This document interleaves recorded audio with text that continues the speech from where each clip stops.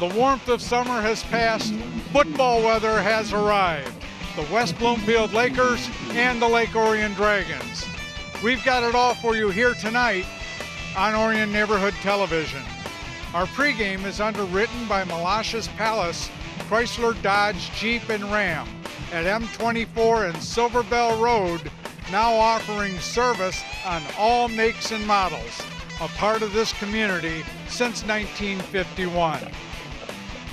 Good evening, everyone. I'm Doug Corliss, along again with Chris Frisching.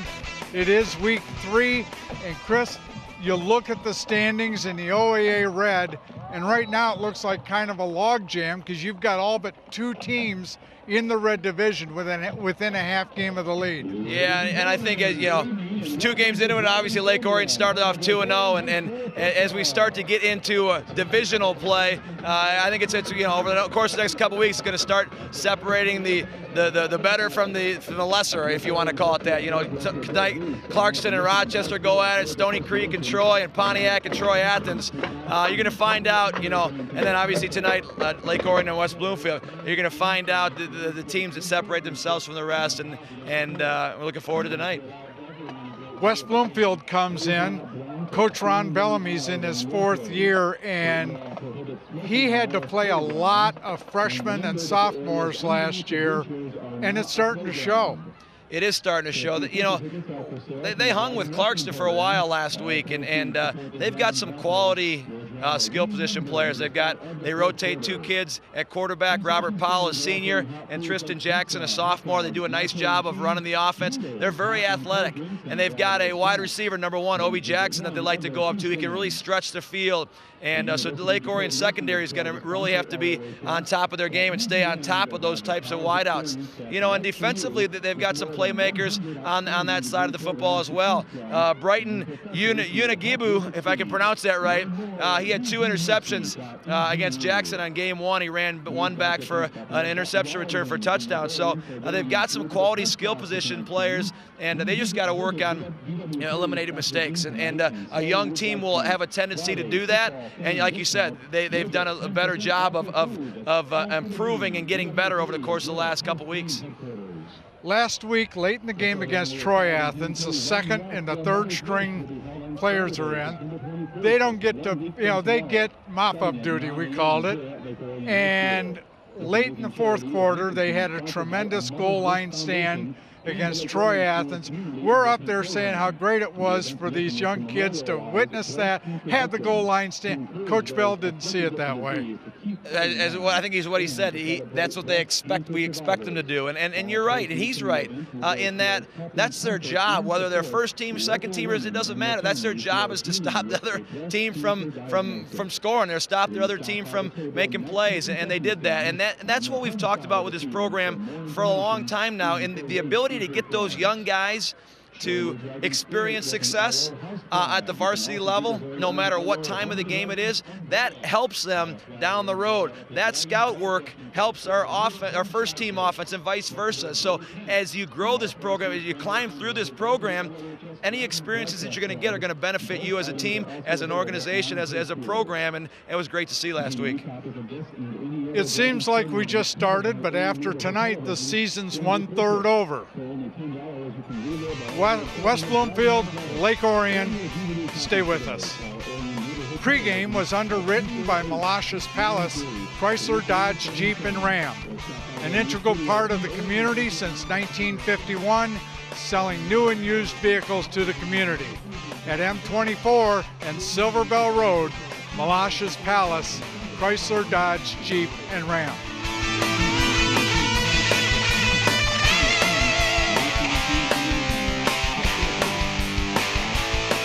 Please remember that CFL bulbs, those curly, energy-efficient light bulbs everybody is using to save electricity, shouldn't be thrown away in your trash.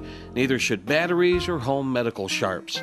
You can check with your local community to see where they can be recycled. Some retailers will allow you to bring them in for recycling.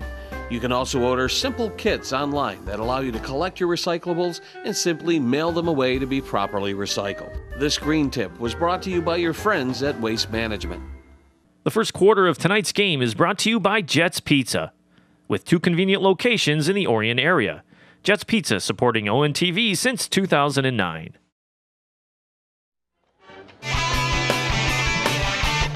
Just prior to kickoff, week 3 of the 2013 season, the West Bloomfield Lakers come in to take on the Lake Orion Dragons. West Bloomfield is coached by head coach Ron Bellamy. He's in his 4th year, former wide receiver for the University of Michigan, and his overall record is 8-21 in his 4th season. West Bloomfield started out week 1. They beat Jackson 39-12, and last week lost to Clarkston 41-18. And Chris, as you alluded to in the pregame, they were in that game for a lot of it. Yeah, they did play well fairly early. Ian Erickson, the running back for Clarkston, that was his first game of the season. He came back and he played well. But they were in it. They took the lead early on, and they did some nice things offensively against Clarkston. And I know they're going to exploit or utilize the talent that they've got tonight. We're going to see that. You got your keys to the game for tonight. I think number one, and Coach Bell talked about it at the tail end of last week, and when we talked about on the post game, talked about the defense. Lake Orion's got a new. Their pass rush lanes to the quarterback have got to be a little bit more tightened down, a little more condensed. In that, as they attack the quarterback, as they take their lanes to the quarterback on a pass rush, they can't have such wide lanes that an athletic quarterback like Robert Powell or Tristan Jackson, you'll see tonight for West Bloomfield. Alex Musat last week for Athens did a nice job of avoiding pressure and scrambling to gather some yards. And I think these two quarterbacks you see tonight are much more athletic than even Musat. So they've got to do a better job as they attack the quarterback in containing him, keeping him in the pocket as best they can.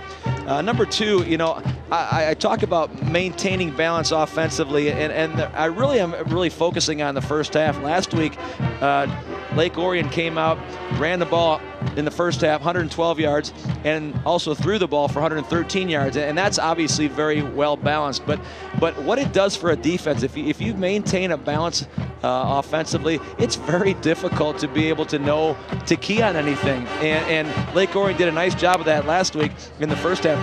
Now come out the second half, they had 200 yards on the ground rushing and no yards passing. But my point is that if you can start off with some balance offensively, it really puts that defense in a tough spot to not be able to key things. And then thirdly, I think neutralize that speed of West Bloomfield. We've talked all year about Lake Orion's speed, but you know what?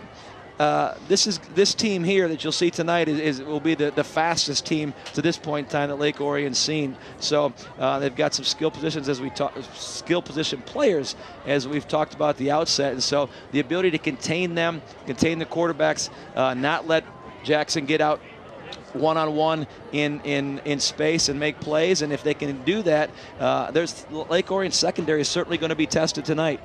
So it's going to be a nice challenge for that young secondary. We'll take a quick look at the OAA Red standings while we're getting ready for the team to make its appearance. In the OAA Red, Stony Creek and Lake Orion are tied atop the division, 1-0 in the division, 2-0 overall. Clarkston and Troy are tied for third, 1-0 in the division, 1-1 overall. Rochester and West Bloomfield come in at 0-1 in the division, 1-1 overall. And Troy, Athens, and Pontiac come in at 0-1 in the division, 0-2 overall. We mentioned it in the pregame. Last week it was a beautiful, warm summer night. I don't know where that's gone because it down on the field, it's chilly. The wind is blowing out of the north, strong enough to make the flag ruffle out. And down on the field, the cheerleaders are underneath the banner. The moms have made the tunnel, and we're just waiting for Coach Bell to bring the teams out.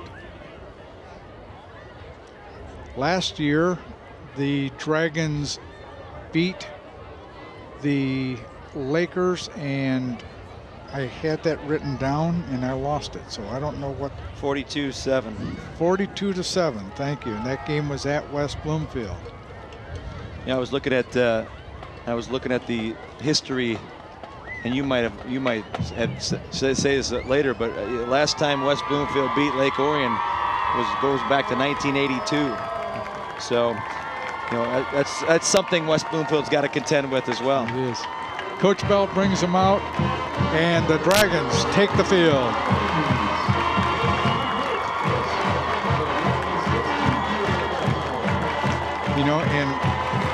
And doing my research for the game days, usually that's something I try to keep up, is the history of the series, and I absolutely didn't do it. Before the national anthem, we will say that DVD copies can be purchased by calling ONTV at 248-693-3377 or 248-393-1060. For only $10, you can get a copy of not only this game, but any game or program in our broadcast vault.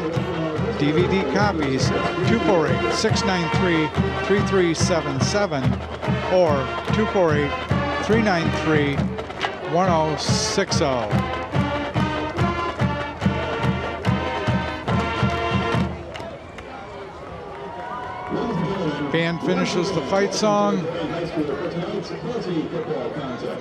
Players are lined up.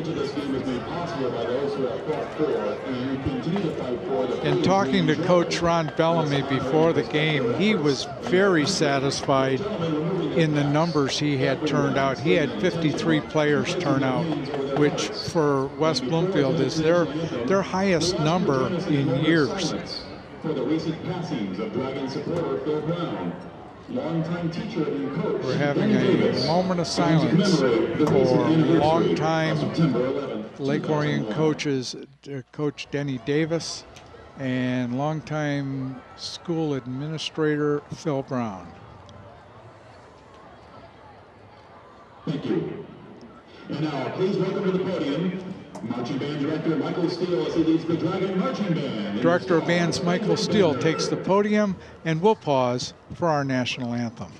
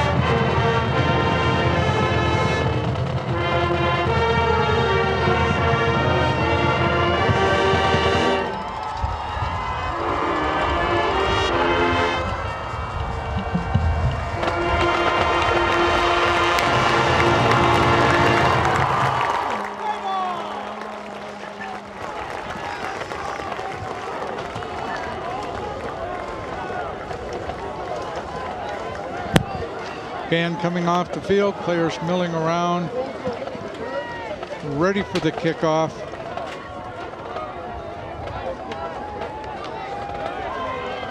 Talking to Coach Bell before the game, he said that this isn't the West Bloomfield we've come to know in the past.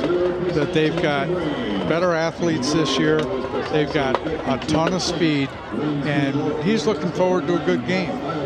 We'll remind you that our scoreboard is sponsored by the Home Depot, 2600 South Lapeer Road in Lake Orion, one-stop center for all your home improvement needs. Replays, once again, are sponsored by Jet's Pizza. Again, 2 convenient locations in the Orion area, proud supporters of Dragon football and ONTV. Lake Orion will receive. They'll move left to right across your television screen. And number 36, Connor Genrich has it teed up for West Bloomfield. Genrich is another nice weapon for the Lakers. He kicked a 48-yard field goal versus Jackson in game 1. Chris Lee back deep for the Dragons. High short kick taken by one of the up men. They did the star and kept by number 13, Jalen Wiggins. He got a couple blocks and he's out almost to the West Bloomfield 40-yard line. They're going to mark it 1st and 10 on the Lakers 30 or 42, where the Dragons will take over 1st and 10. Well, you go back to things that are successful, and that starburst return last week worked well against Troy Athens, and Corey Esther ran the ball last week. This time Wiggins carries the ball into Lakers territory starting at the 42. Connor Grant brings him out. Dom Giovinazzo is the lone setback. Trips to the left. Number 1, Zach Green, split wide to the right. Corey Esther comes in motion, give to Dom Giovinazzo up the middle, gets maybe a yard down to the 41. It'll be 2nd and 9. Dom Giovinazzo led Lake Orion last week with 9 carries, 66 yards on the ground. Again, talked about how Lake Orion is well balanced offensively, and that number of guys that are able to touch the football. Number 3, Khalid Kareem in on the stop. Chris Lee gets the toss coming around left end, got a little hole, and that closed up in a hurry. Number 89, Alex Olimu in on the stop, along with 93, Khalid Kareem. So right now you can see that Lake Orion speed is there, but West Bloomfield's got speed to meet it. 3rd down and about 5 for the Dragons. Chris Lee with the carry. He's got a 1st down into the secondary, down close to the 20-yard line.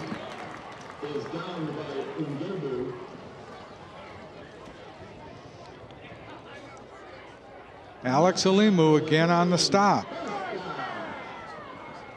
1st and 10 for the Dragons from the 21. Connor back to pass. Throws Chris Lee over his head. Trying to see who was on the coverage. I think it was number 6, Brighton Unajibu. And that's the defensive back that I was talking about at the outset that we got to work on keeping the ball away from. Chris Lee runs a little seam right down the middle. I think Connor hesitated for just a split second and was forced that ball to sail high and complete. 2nd and 10 from the 21.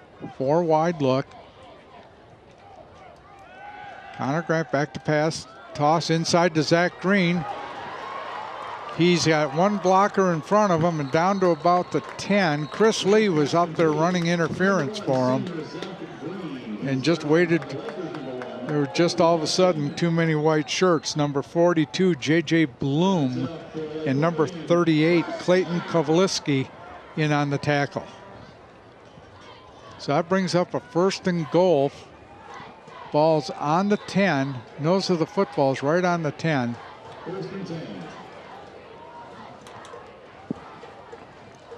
Matt Krause in at running back.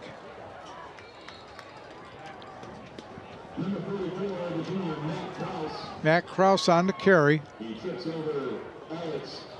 Down to about the 4. It'll bring up 2nd and goal from the 4. Full house backfield for the Dragons. Chris Lee, Giovinazzo, and Krause in. Krause gets the carry. He's in. Touchdown, Lake Orion Dragons. Just like that. When you go on the road, come to Lake Orion, and the kickoff is returned into your side of the field. Again, we've talked all the time about giving teams short fields. You can't give teams short fields and expect to perform well defensively. And Matt Krause does a nice job of just lowering his shoulder, getting into the end zone for 6. Luke Bellavacqua on for the extra point. Kyle Bell will hold. Connor Grant's a long snapper. Kick is up. And the kick is good. 9:48 left here in the first. Dragons lead 7-0. That was quick.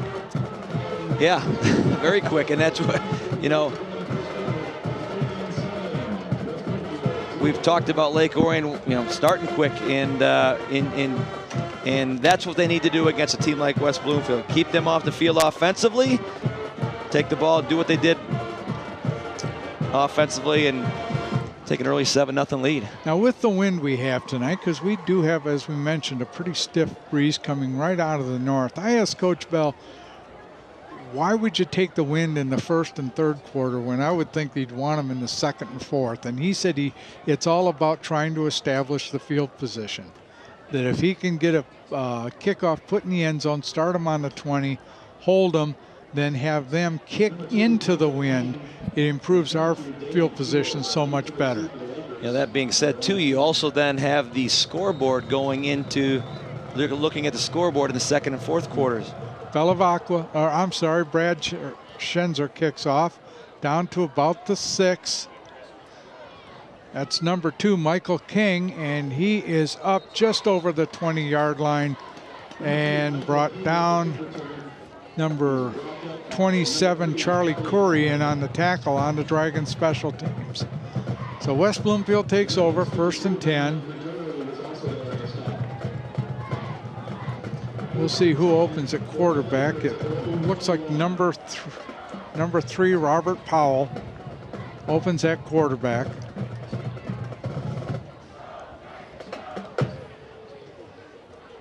They run a spread offense, so you'll see them a lot of 2-by-2 sets, 3-by-1 sets. Many times, mostly in the shotgun. Throw off to the right, just over the head of Michael King. Brennan Rourke on the coverage, brings up 2nd and 10. We run a little out cut to Michael King when Obi Jackson's doing is the X receiver on the far side, and this side of the field, running the clear route, and they like to complete that underneath route.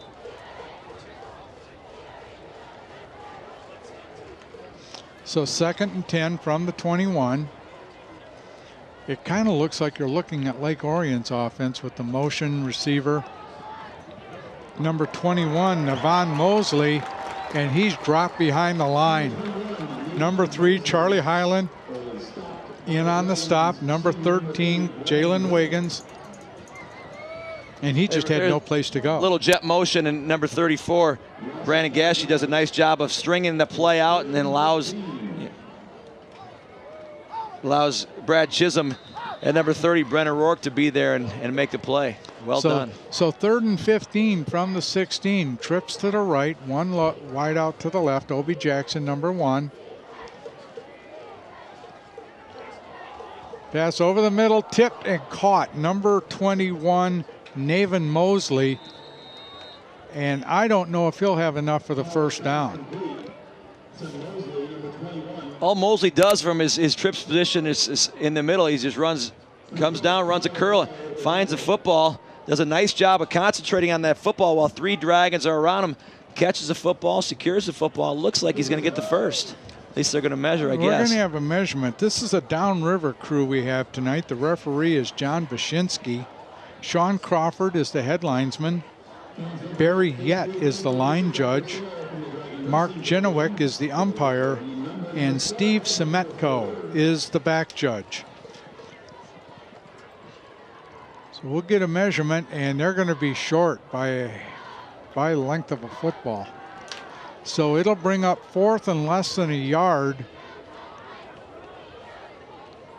Let's see what they decide to do. It's one of those, you talked about field position early on, Doug, and yeah, one of those positions when you're on the road, when you're already down 7, yeah, it looks short to get, but at the same time, you got to play the percentages, and you got to play that field position game, and you can't afford to give Lake Orion another short field like you did the first series. They're going to punt. Corey Esther goes deep in punt formation, and number 36, Connor Genrich, is back in punt formation for West Bloomfield. A little confusion. They just had they were a man short on their punt team. High snap. Genrich gets it down, gets a kick away, short kick. Takes a West Bloomfield bounce down to the 41-yard line of Lake Orion, where the Dragons take over. 1st and 10.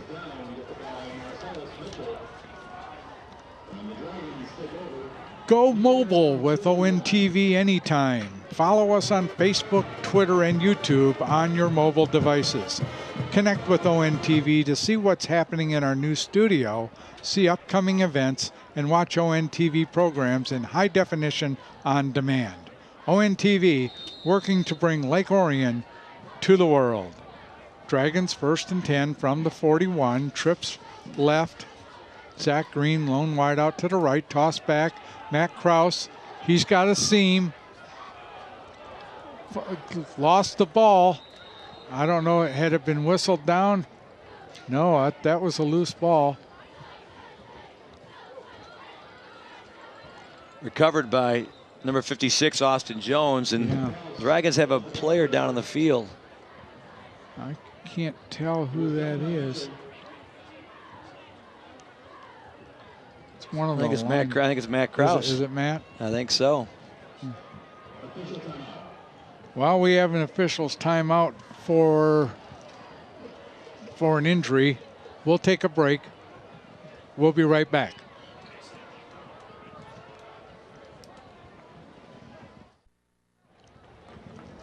We're back. Matt Krause walking off under his own power. Let's go down to our sideline reporter, Kevin McCormick. Guys, Coach Bell was very happy on that first drive when they scored that touchdown. Very happy with the inside game. Look for them to try to air it out a little bit on these next few drives on some short routes like hitches and out routes. So he's very pleased with that first drive and expect to see more coming as the game moves on. Thanks, Kevin. 1st and 10 for the Dragons from the 48. Trips right. Connor back to pass. Got Chris Lee inside the 20, inside the 10. Brought down by number 6, Brighton Nagubu. Just a little crossing route, and Chris Lee caught it in stride. Connor did a nice job of staying in there in the pocket. Number 99 for the Lakers, Jalen Lewis, provided the pressure on the outside, was able to get it up there to Chris Lee for a big gain. 1st and 10, full house backfield for the Dragons. Ball up the middle. I did not see who got the... Dom Giovinazzo. Giovinazzo on the carry. Number 1, Obi Jackson in on the stop. Number 57, Chris Ajtuni, also in on the stop for West Bloomfield. 2nd down, stay with a full house look. Zach Arnold comes up and takes one of those spots. Chris Lee intended for Zach Arnold, just over his head. Yeah, the spacing was a little, Josh Bays. Yeah, it was Josh Bays and Chris Lee were kind of in the same area. Josh running a corner route, Chris running a little out route. Were they that tight down in, inside the 15-yard line? The spacing is such that you're not able to run in the depths of the route you've traditionally run out in the middle of the field. So the spacing was a little poor there, and luckily for the Dragons, it was incomplete and out of the ways of the Lakers. 3rd and goal. Giovinazzo's the lone setback. Chris Lee in motion. Connor Grant rolling right. Throws. Got Giovinazzo. Did he get in?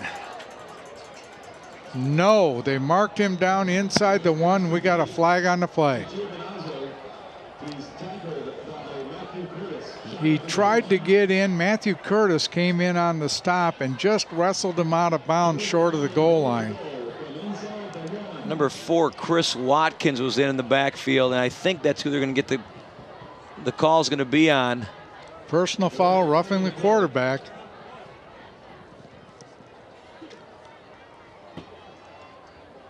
So automatic 1st down inside the 1 for the Dragons.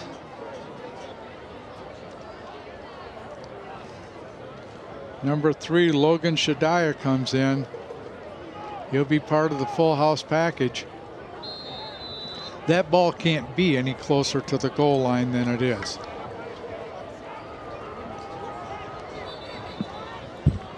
We got a stoppage in play.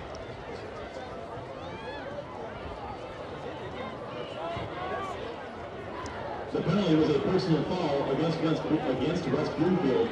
Personal foul for roughing the passer.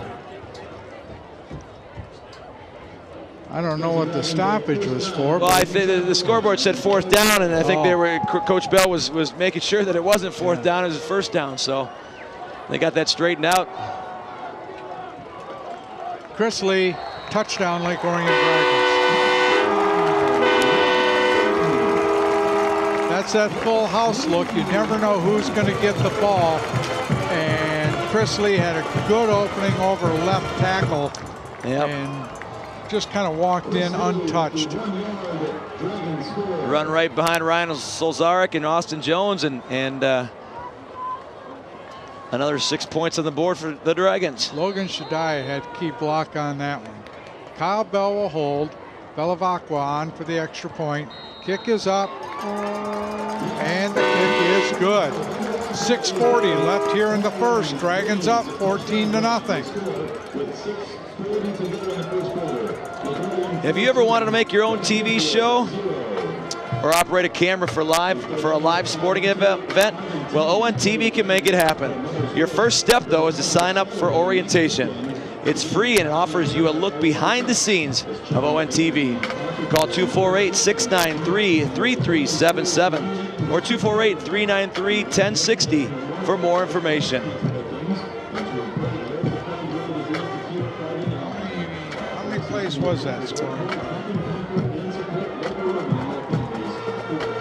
We are getting high tech up here in the booth, and this is my broadcast partner has all the latest technology up here, and he's picking up stuff as soon as 6th place scoring drive. As soon as Denny Recknagel and Dave Van Norman put it in, we're able to get a little pooch kick coming down to the 25-yard line, taken by, I think it was number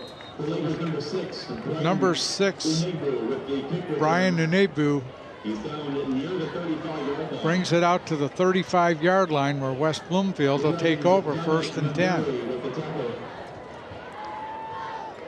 They're calling it the 36. I noticed Connor Grant still in there at linebacker, and that's one thing Coach Bell alluded to last week, is he's got to find some way to get him off the field. Well, you keep scoring like this early on, and it's probably one way to do it, huh? Double wide look, single back in the backfield, number 7 in motion.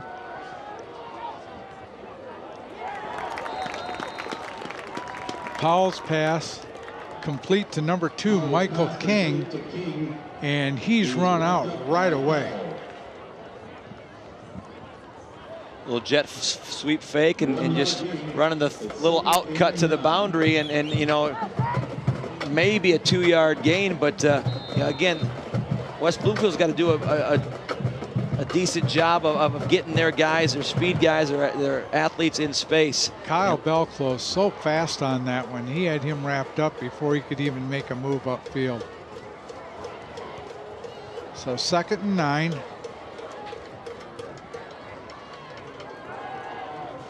Pass over to Obi Jackson. He's stopped after a gain of 3. Josh Duncan in on the tackle for the Dragons. Yeah, and then there they run that little hitch screen, and that's what they're trying to do. They're trying to get their athletes in space. They had the slot man number 7 in motion. Tremaine Ross will go in motion. So you isolate Obi Jackson one-on-one, and the Dragons did a nice job of closing and swarming to the football. Obi Jackson, Tremaine Ross split to the left.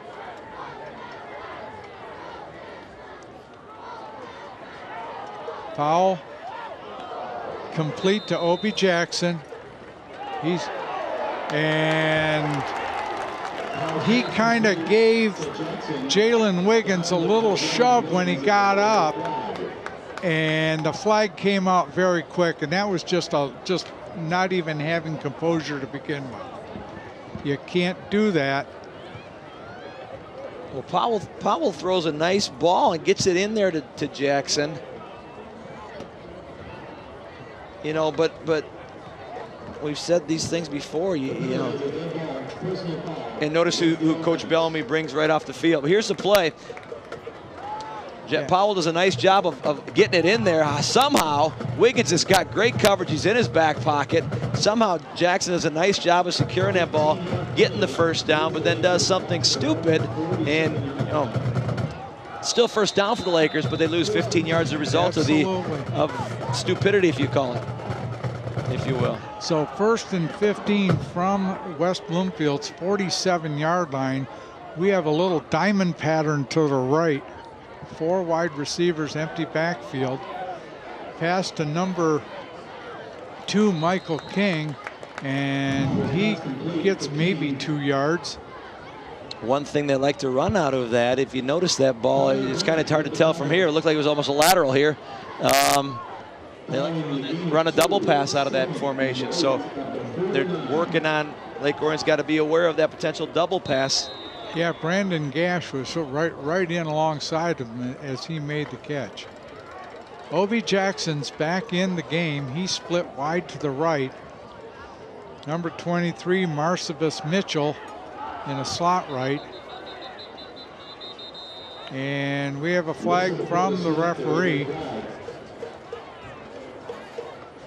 And West Bloomfield called timeout. I think they were running out of time, and Coach Bellamy called timeout in a hurry.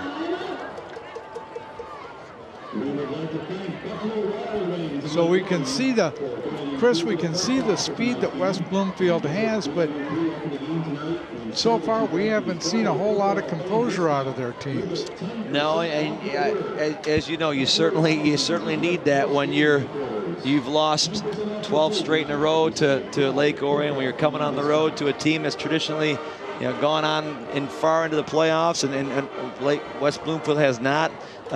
You need everything to go your way, and you can't afford to. We say it all the time. You can't afford to beat yourself. Yeah. And you know, so far Lake Orion's done a nice job of scoring on the 2 drives they've had it, and you know, the Lakers have moved the ball just a little bit this particular drive, but you know, again, they beat themselves with stupid penalties, and you just can't afford to do that. Number 4, Chris Watkins, is in at the running back position. That was a wildcat. Navin Mosley, number 21, took the snap, headed right up over right guard, and got about 2 yards. Well, direct handoff to Mosley there, and they just run a little trap up and inside. They're very creative with motion and formation and offensive play calling, and Coach Bellamy does a nice job of doing that. Now it's just a matter of, for him, being a little bit more consistent. Josh Duncan in on the tackle for the Dragons, so it brings up a 3rd and 7. Ball's just over midfield. Trips to the left, single wide out to the right. Powell back to throw, and just a little too long for number 21, Navin Mosley. So West Bloomfield will have to punt, and they had a drive going that was called, that just got called back, number 1, because of that personal foul. Brennan Rourke does a nice job of again, not forcing Powell to get outside the pocket and force him have to set his feet up, and as a result, he didn't quite get his feet set, his shoulders turned the way he needed to, and left that ball a little short. So nice job penetration-wise by the Lake Orion front. Number 36, Connor Genrich in punt formation. Corey Esther back deep for the Dragons, and we're going to have another stoppage play. Flag thrown by the head linesman, and it looks like we're going to have a motion or false start against West Bloomfield, so that'll back them up 5. You know, they're kicking into a pretty stiff wind, and it doesn't help matters much when you keep getting backed up. So now a ball be placed on the just over the 45-yard line. Corey plants his feet on the 20. 4th and 12. High snap, gets a kick away, wobbly kick, and that's going to take a kind of stops dead at the 24-yard line. where Lake Orion will take over 1st and 10. Be sure to tune in to replays of your favorite games right here on ON TV. Tune in Tuesdays, Thursdays, and Sundays at 7 p.m. and Saturdays at 1 p.m. for the most current games in our lineup. Games are also replayed throughout the week, so check our program guide on our webpage at orionontv.org for replay times that best fit your viewing schedule. Dragons take over 1st and 10. Corey Esther on the sweep. He's got a hole. He kind of... And there's another silly penalty. And it's on Obi Jackson again.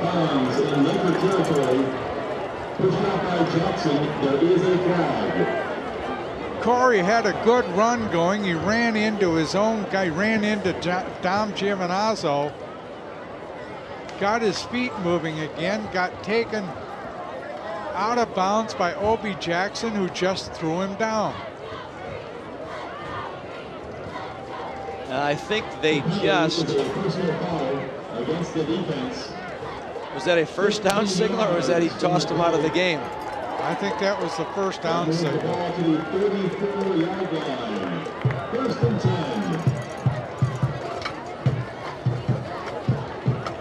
Nice job downfield by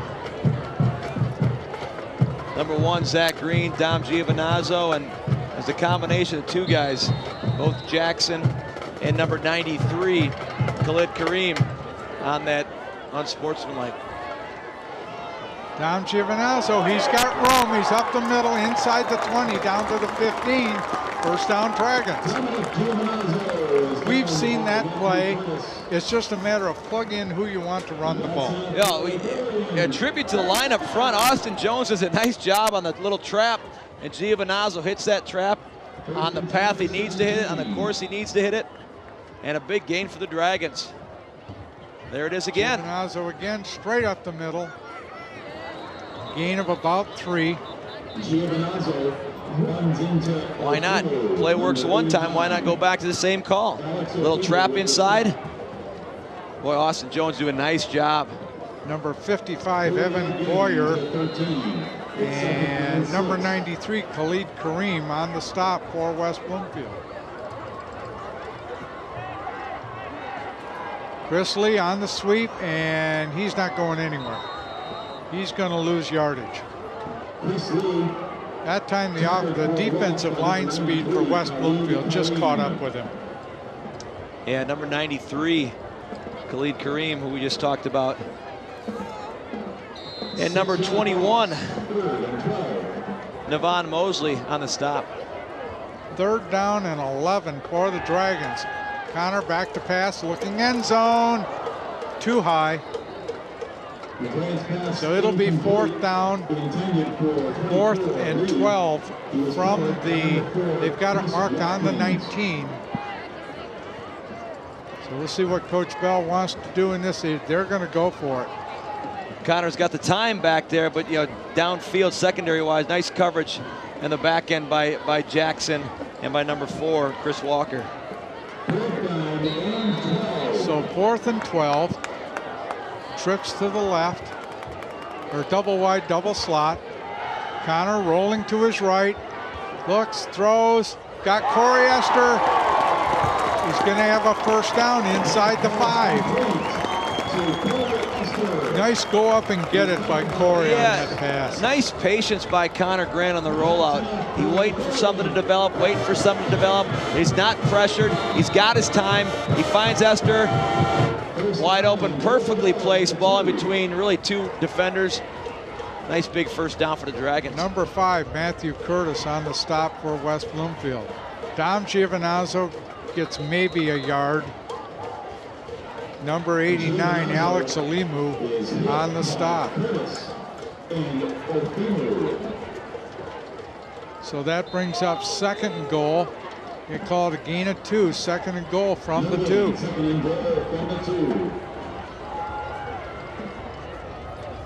Giovinazzo's the lone running back. Esther comes in motion. He gets the ball. He comes around. Touchdown, Lake Orion Dragons. They made that one look easy. Yeah, they shifted Giovinazzo a little bit over to the right, and he was able to get out there and lead on the edge. And really, there was nobody to lead on the edge, too, because Corey was into the end zone untouched. Yeah, once he got going, once he got the ball, then he just gave that little extra burst of speed and was just able to turn the corner from 2 yards out. Belavacqua on for the extra point. Kick is up, and the kick is good. 44.5 seconds left here in the first quarter. Your score: Lake Orion 21, West Bloomfield 0. And Chris, yeah, the Dragons have moved the ball pretty much at will, but they've been helped a lot by West Bloomfield. We've brought it up a couple, 3 times. You can't keep making the silly mistakes that they're making and try and be competitive in a game like this against a team like the Dragons. You can't. I mean, this kind of says it all. Here we're at not even the first quarter complete. 161 yards total offense for Lake Orion to West Bloomfield's 38. You know, and Lake Orion's only had the ball for 4 minutes or so. What's the play distribution? You know, 21 plays to West Bloomfield's 9. So there's a big discrepancy in plays, obviously a big discrepancy in results. And as a result, 21-0 Dragons. Brad Schenzer will kick it off. Number 22, Dylan Fields, and number 2, Michael King, are back for West Bloomfield. Again, little pooch kick. King let it go, picks it up, and the coverage is on him, and he's just gonna get over the 10. That's the thing with that pooch kick. It hits, it's a live ball, and that return man better pick it up. Well, yeah, as you know, you never know which way the ball's going to bounce, and that's a tough thing to do. You like to be able to catch those cleanly so you can at least set up some sort of return, and in that particular situation they weren't able to. Michael King's trying to pick the ball up, trying to see how the coverage is coming down, and the hands just didn't coordinate with the eyes.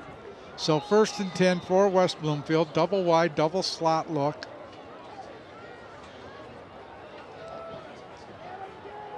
Throw out on the left flat for Michael King, incomplete. Now Michael Powell had all day to throw that ball and still threw it high. That's a long throw. You're running that out cut, and it's a couple times now that out cut has been open to this side of the field that they have not been able to complete it. So again, they're trying to isolate guys and get them one-on-one situations. They just got to convert. Powell over the middle, intended for number 6, Brighton Nunajibu.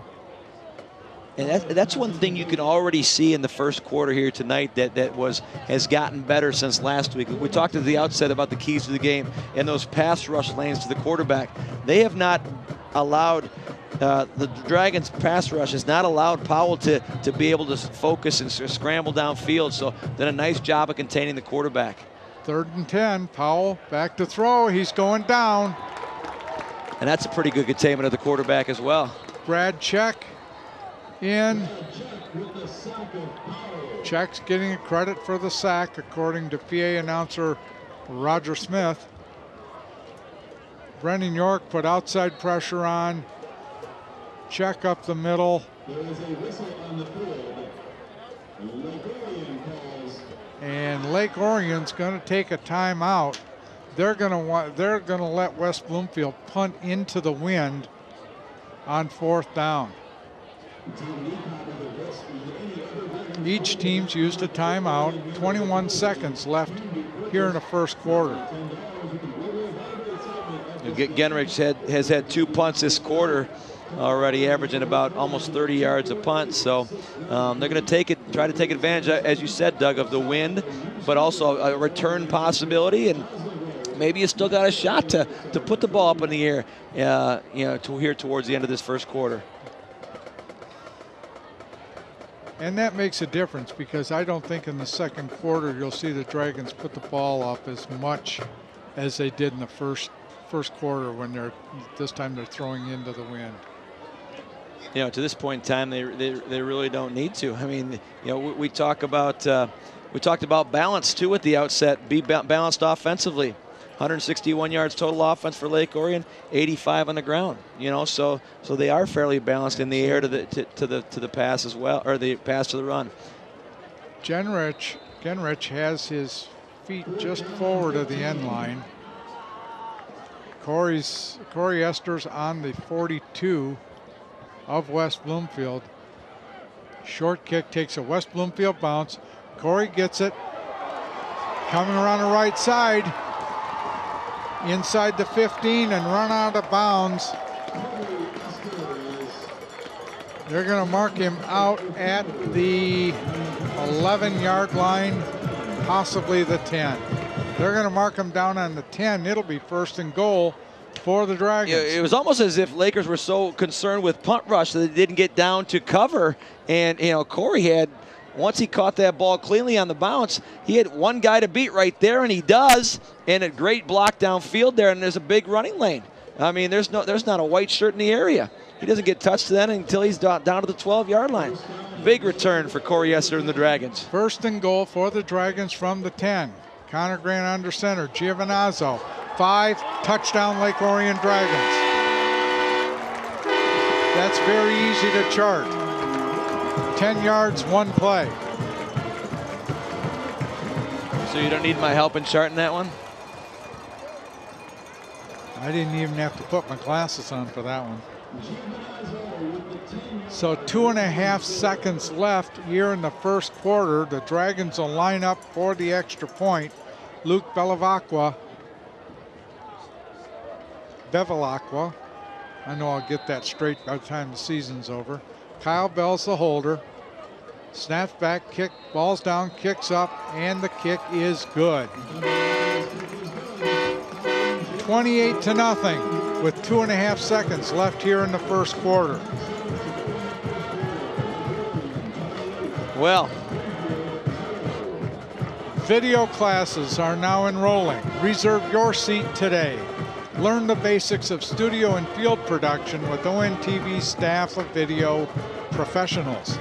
We offer hands-on instruction in a fun atmosphere. Orion residents pay only $10. Call ONTV to find out more at 248-693-3377 or 248-393-1060. Or visit our webpage at ONTV.org. So West Bloomfield's got to try to regroup. This is their last play into the wind. High end over end kick down on the 1. Brought out by number 22, Dylan Fields. And he's got it up over the 15 to the 18-yard line. And that's the end of the first quarter. At the end of 1, Lake Orion 28, West Bloomfield 0. We'll be right back. The first quarter of tonight's game is brought to you by Jets Pizza, with 2 convenient locations in the Orion area. Jets Pizza, supporting ONTV since 2009.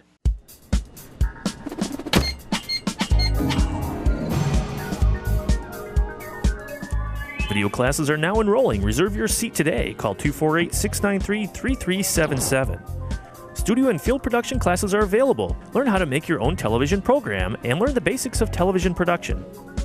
Call 248-693-3377. A service of Orion Neighborhood Television. The second quarter of tonight's game is brought to you by Hungry Howie's, located at 195 North Park Road. A proud supporter of Orion Neighborhood Television and Dragon Athletics. Just at the start of the second quarter, Doug Corliss and Chris Fritching. Lake Orion up 28-0 over the West Bloomfield Lakers. Chris, we'll see if the wind helps them any in this quarter. Well, something's got to help them because they've punted the ball 3 times. They've had 4 penalties for 50 yards. They need a lot of things to help them right now, and the Dragons have just played near perfection. I know Coach Bell will never ever say that, but but bottom line, every time they've had the ball, they've scored, and they've done it well. You mentioned 4 penalties for 50 yards. 2 of those penalties were 15 yards apiece.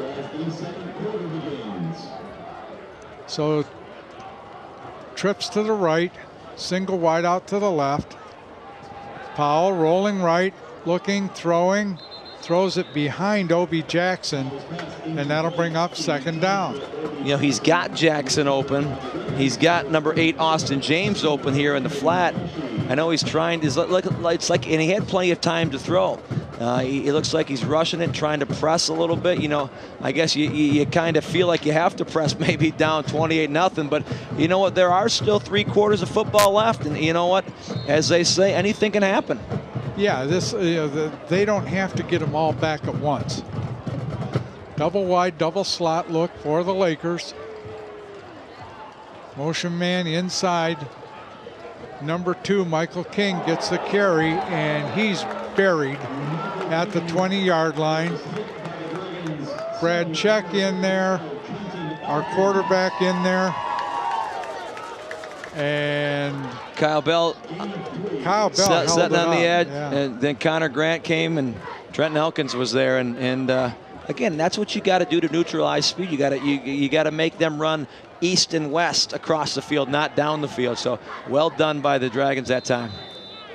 Number 4, Christian James, comes in at one of the corner spots for the Dragons. 3rd down and 7 for West Bloomfield. Powell in the gun, takes a snap, looking, throws over the middle. Got number 2, Michael King. Broke a couple tackles. He's over midfield, still keeps his feet moving. And right there, he just showed me a lot of composure. Brad Chisholm came in late, just couldn't stop himself, and went over the top, and Michael King jumped up and then stopped and turned and went back to the huddle. Right there. It's the best ball that Powell's thrown tonight. He felt they did a nice job protecting, stepped into his throw, was able to complete that curl route, and then King did the rest. Longest play of the night for West Bloomfield, 1st and 10 from the Lake Orion 45. Motion inside, number 23, Marcevis Mitchell with the ball, and he's dropped by Connor Grant after about a 5-yard loss. Well, A-gap, 6 yard loss. B-gap blitz by Connor Grant, and number 51. Number 51, Keen Ritchie, wasn't able to pick up the blitzing Grant, and Grant gets a big stop for 6 yards loss. 51 was Jake Brisky. Sorry about that. You looked at West Bloomfield's 50. I do that all the time. Yeah, no, 51, the guard, their guard. Okay. I was referring to their guard. All right, never mind then. Over the middle, picked off. Kyle Bell on the interception. And the Dragons will take over 1st and 10 on their own 43. Good ball by Robert Powell, but he just overthrew, and Kyle Bell was right there. Just overthrew overthrew, and Kyle Bell was right there, and that's what we talked about. We talked about at the outset that Lake Orion secondary will be tested tonight, and they've answered that test right now. They did a nice job of staying on top of that route, that little seam right down the middle. Kyle Bell was in perfect position to get the ball for the Dragons. 1st and 10 from the Lake Orion 43. Connor Grant under center, hand to Giovinazzo over midfield, and he's very close, if not has another 1st down for the Dragons. I don't know how many times they've carried the ball tonight where they have not had a Lakers player touch the back until 5+ yards downfield. Pretty impressive up front by the Dragon offensive line to allow that to happen. Austin Jones had a great kick-out block to spring Dom on that run. He's had a number of them tonight. So 1st and 10 for the Dragons. 9:30 left here in the second quarter. Dom again up the middle. And you're right, he's getting into that second and third level of the West Bloomfield defense without being touched. I mean, look at the great job up front. Great job up front.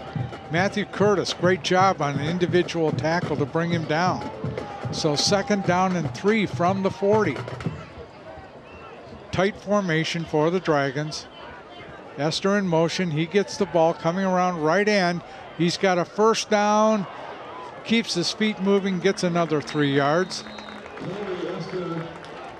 Inside the 35 to the 33.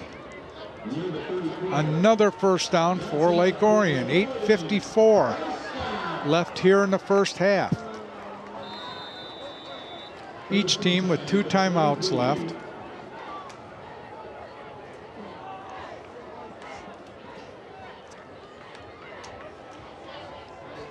Double wide look to the left for the Dragons. Chris Lee comes in motion. Uh-oh. West Bloomfield claims they have it, and I think they do. They do. I think that he never got the exchange from center. No, he didn't, and that's, you know, as you know, that's stuff you cannot do to let a team get back in the football game. You know, you had a opportunity to really put it away. And now we see, can they capitalize on it?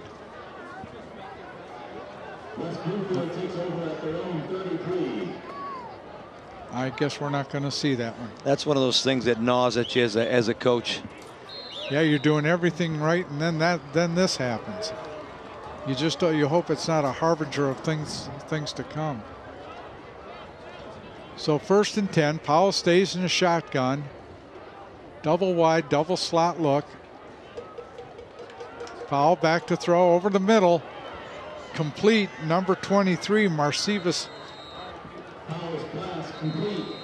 Mitchell. And he's almost to midfield and has a 1st down for West Bloomfield. The last couple times they've hit that crossing route over the middle. Connor Grant's been blitzing, and Powell's done a nice job of seeing that wide out, making a completion. Powell on the night so far is 6 of 12 for 76 yards. Jalen Wiggins on the tackle for the Dragons. Powell gonna keep it, and he's not going anywhere. He ran into Brad Check. He ran into Brandon Gash, and loss of about 1.5. Yeah, Brendan Rourke was the first one to hit him.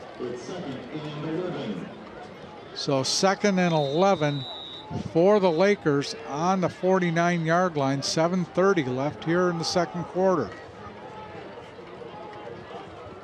They weren't set, were they? I guess they were. I guess they were. Number 2, Michael King's got the ball, and he's doing some good moves and got a 1st down out of it. That almost looked like a jailbreak formation, and he just came all the way back across. The second time they've run that play, a little hitch screen. All right, and then the rest is all Michael King there, avoiding Charlie Highland's block, and Wiggins goes down.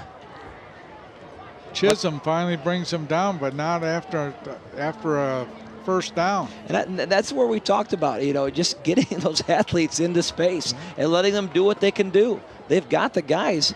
They've just got to be consistent at doing it. Powell looking, going down.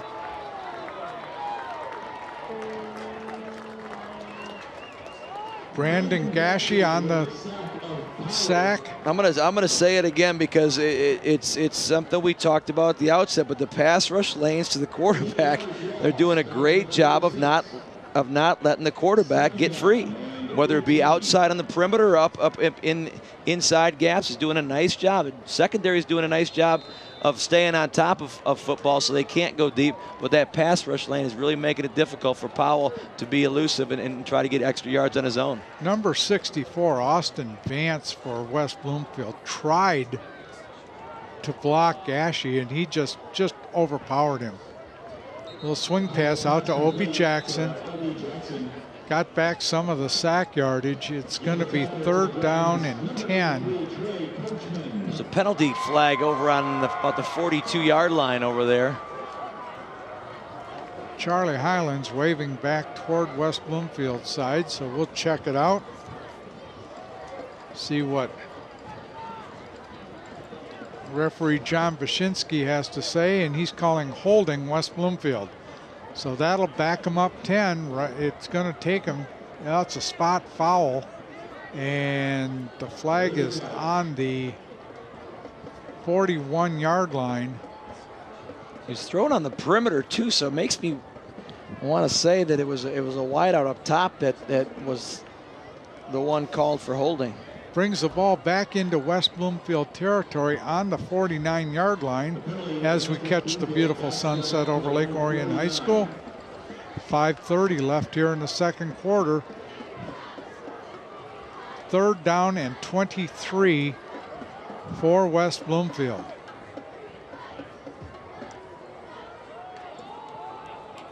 Throws intended for Obi Jackson and just over his head. That's the hole you want to throw that ball in, and against that cover 2 look, and Powell just let Jackson a bit too much. I believe the scoreboard is wrong because they repeated 2nd down after the holding penalty. So it's 3rd and 23 from the 49.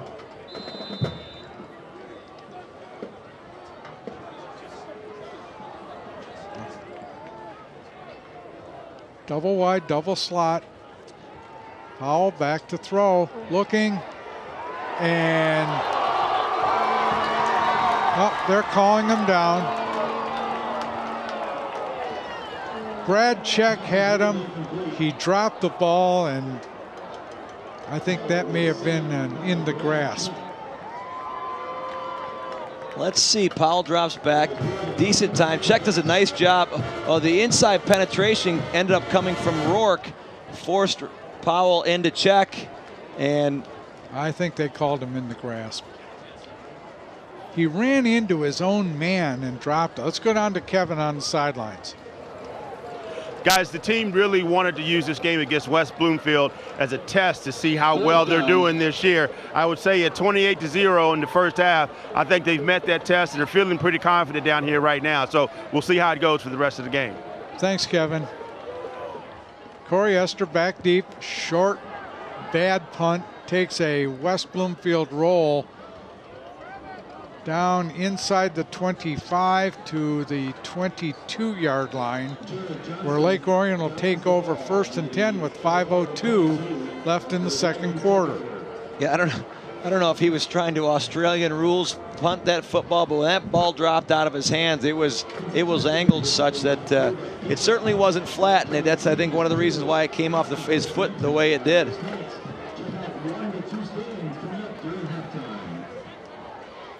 DVD copies can be purchased by calling ONTV at 248-693-3377. For only $10, you can get a copy of not only this game, but any game in the program or in our program our broadcast vault. That's DVD copies, 248-693-3377. And meanwhile, Dom Giovinazzo goes up the middle. I think he lost the ball, but they said he was down. So that'll bring up, it's a gain of 5. So that'll bring up 2nd and 5 from the Lake Orion 27. Twins to the left, Esther goes in motion. Chris Lee with the handoff, and he gets over the 30 up to the 31. He's going to be a yard short of the 1st down. Number 89, Alex Olimu, in on the tackle for West Bloomfield. So 3rd and 1. Dragons go Twins left. Twins right. Dom Giovinazzo on the run, and we have a flag down. It's going to be a false start against the Dragons. 3rd and short. You get the first down, yet you move. Another thing that just gnaws at you, you know? Yeah, Coach Bell is kind of stalking the sidelines right now. And you know, you realize every coach knows you're not going to play the perfect football game. That being said, it doesn't mean you don't practice and you don't try to execute to play the perfect game. And that's what we as coaches did all through the week. You try to prepare the best you can so they can execute perfectly. Connor rolling right, looking, got Chris Lee, breaks one tackle over the 40 and down about the 43-yard line. Tackled by O.B. Jackson and number 5, Matthew Curtis. Nice little bootleg by Connor, and Chris Lee does a nice job of just running that little outcut and knowing where the sticks are, giving that left arm a nice stiff arm on number 4. Chris Watkins converts that 3rd and 6 to a first down. Bunch look for the Dragons. Giovinazzo's a lone setback. Number 10, and we got a flag down. Number 10, Zach Serzo on the sweep. He got around left end, but we got a flag, and it's probably one of those wide receiver Yeah, holes. I think it was on number 17, Corey Esther. He was working hard against number 93, Khalid Kareem. And from a size standpoint, that's a mismatch. And that happens. If he's that much bigger, grab onto whatever you can. So that'll back the Dragons up 10. It's 1st and 20 from the 33. Zach Green splits out wide to the right. Chris Lee in a slot right. Corey Esther slot left, and Zach Arnold wide left.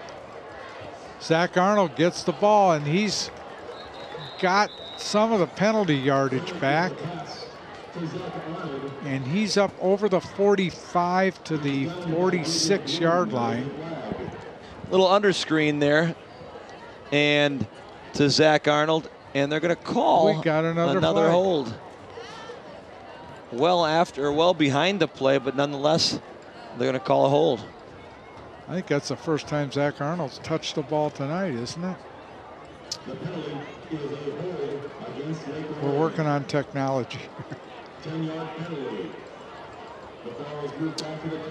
Zach had carried the ball one time earlier in the game for a -1. So now it's 1st down and 26 from the Lake Orion 28. Spread look for the Dragons. Giovinazzo's the lone setback. He gets the carry up the middle, breaks a couple tackles. He's got some daylight, gets it up, gets the penalty yardage back, and is up to the 44-yard line. That's one thing Lake Orion does really a nice job of running that draw play, and Giovinazzo does a nice job of keeping those legs churning and keeping that balance going. And you're right, inside 2nd and 9. Giovinazzo again, gain of about 3 this time. Yeah, he broke 3 tackles, just getting at 10 yards back. 2:20 left here in the 2nd quarter. Dragons up 28-0. Dom's carried the ball eight times so far this game for 55 yards and a touchdown. Spread look. Giovinazzo stays as the back. Connor Grant rolling to his right, looking, throws, and just kind of threw it away. Intended it for number 1, Zach Green.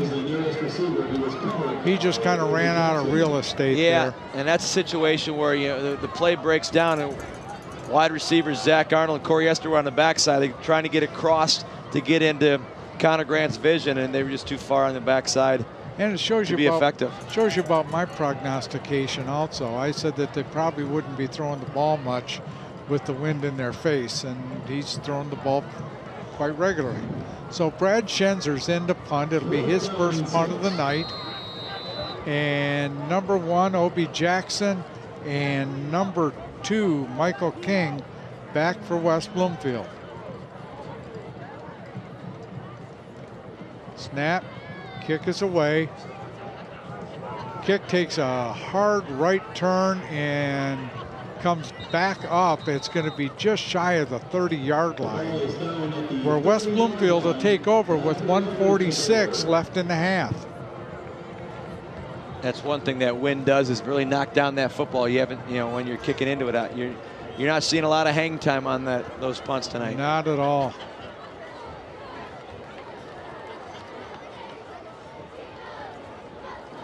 So if you're Coach Bellamy, you go back in the locker room at halftime and you start to look for some good signs to take out of this so far. Well, I think one good sign is that, I'll wait till this play's over. Michael King up the middle, and he's got about a 9-yard gain. Yeah, I think one thing is that in the passing game, Powell's 8 of 16 for 106 yards. They haven't scored. Lake Orion hasn't scored in the second quarter. So you look at it that way. You break it down into quarters. You 4 touchdowns the first quarter, no touchdowns the second quarter. I guess from their side of view, that's a sign of progress. Picked off, and dropped by Connor Grant. He had it in his hands, and that old gravity thing took over on the way down. I think if we're able to see that, Connor Grant drops back and he has the ball into his hands, and he looks back for a split second to see where number 5 was behind. I'm sorry, 8 was behind him, and doesn't tuck it away, and as a result, incomplete. But so 3rd down and 1 for West Bloomfield. Handoff number 4, Chris Watkins. He's got a first down and more. He's over the 45 to about the 47-yard line, they're going to call it.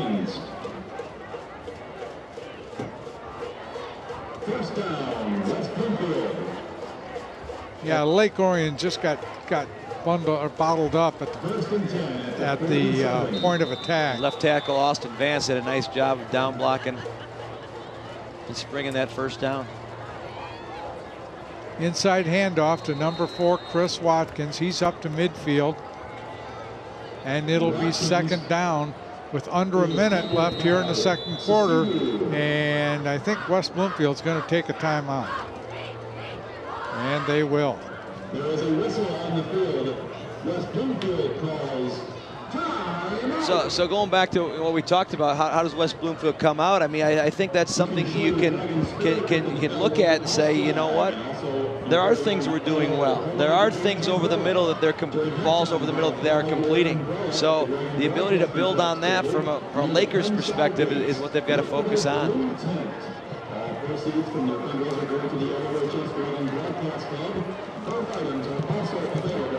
Okay, now we'll try to get it. Be sure to tune in to replays of your favorite games right here on ONTV.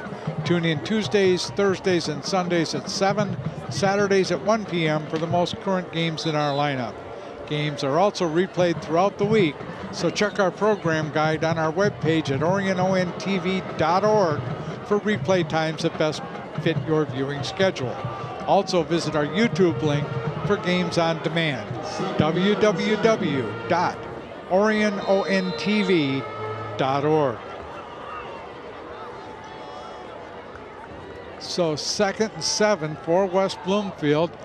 Almost picked off again. Kyle Bell went up and just went through his hands. Intended for 21, Mosley. Yeah, West Bloomfield can look and say, we won the second quarter because Lake Orion didn't score. So now it's 3rd and 7. Got a bunch right. Michael King takes the pass. He's got a first down to the 40 of Lake Orion. That's the thing. If you're West Bloomfield, you got to find a way to get Michael King the ball more, because he can flat out make some plays. 45.4 seconds left, and Powell's going to just spike it.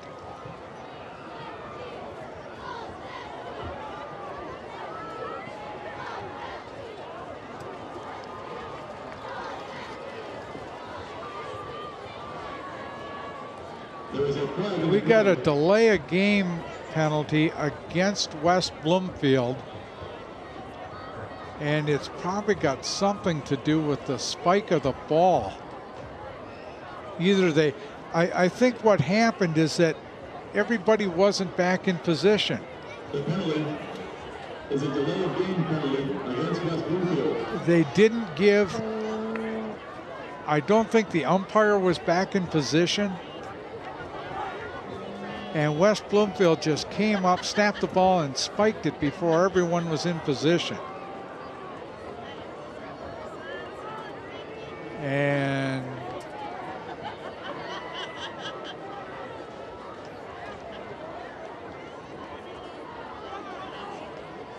they're also going to ask him to put some more time back on the clock. Reset the clock.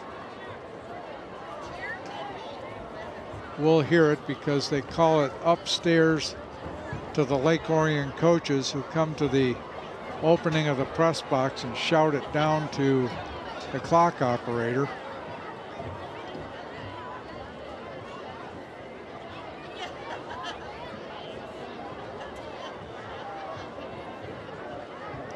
Now they're coming over, talking to Coach Bell.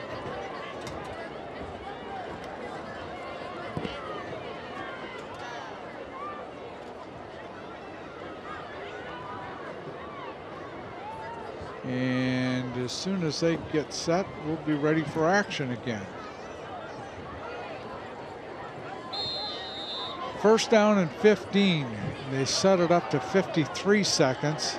Powell back to throw, got pressure, gets it to Watkins on the screen, breaks a tackle. He's inside the 30, 20, 10, and are they calling him out? They called him out on the 5. You're right, there's that speed. Yeah, nice little screen that they run. And there's a wall of white out front. Does a nice cut. Wiggins has a chance, takes a poor angle there. And number 52, and Obi Jackson downfield doing a nice job of blocking. But those are the things that West Bloomfield needs to get back into this football game. So first and goal from the 5. Tipped, incomplete. Tipped at the line by, I'm trying to see who tipped it. They're saying Gashi tipped it. Just wasn't anyone there. On that screen pass, Obi Jackson just nailed Christian James in the back at the end of the play. But if it wasn't called, it didn't happen. So 2nd and 5. Toss, Michael King, and they're going to mark him inside the 1. Timeout, West Bloomfield. King's awful upset that he didn't get in, but he was awful upset, but he burned a lot of time telling everyone how upset he was. And we'll see right here, Christian James. Ooh. Oh, hello. Hard to sell. Let's go back up to the review. We have a red challenge flag available? Well, was the knee down? Yeah, you're right. It's hard to tell from this angle, but I think that's what King is complaining about. He thought the ball crossed the plane and without being cognizant of where his knee was. So you're right. But after what happened this past week in the NFL games, who knows what's a touchdown anymore? You know? Absolutely. We're finishing. So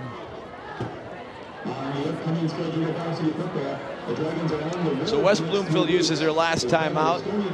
22 seconds remaining on the clock. here in the second quarter, excuse me. So it's third down and less than 1. Nose of the football is probably on the half-yard line, if that.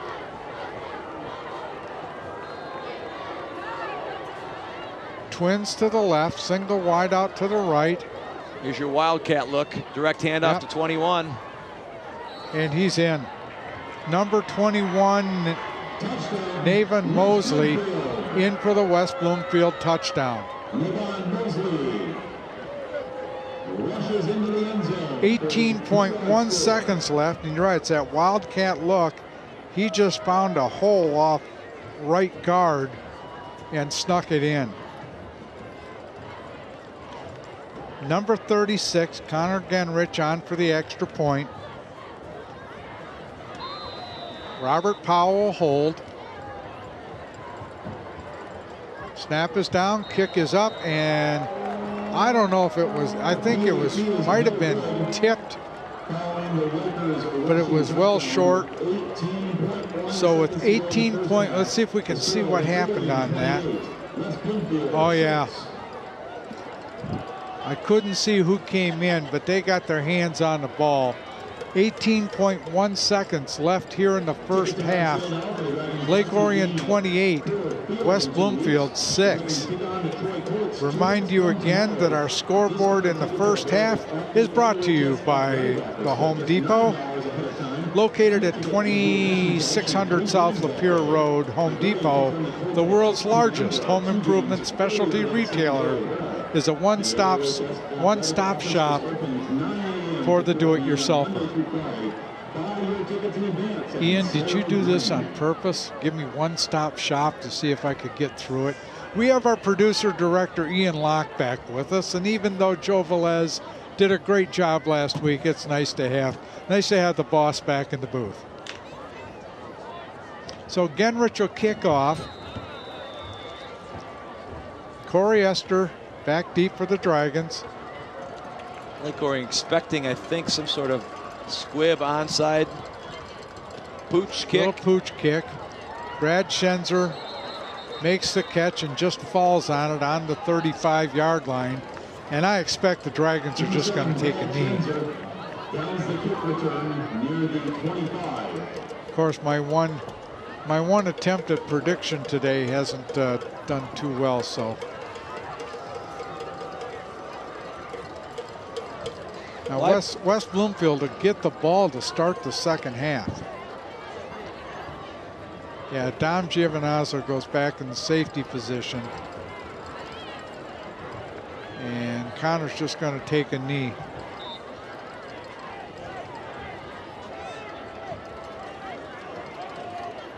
And takes a knee. And as the final seconds run down here in the first half, our halftime score, the Lake Orion Dragons 28, the West Bloomfield Lakers 6. You're watching exclusive coverage of Lake Orion Dragon football here on Orion Neighborhood Television. Let's throw it back to the ONTV studios for our halftime report. The second quarter of tonight's game was brought to you by Hungry Howie's, located at 195 North Park Road in Lake Orion, a proud supporter of Orion Neighborhood Television and Dragon Athletics.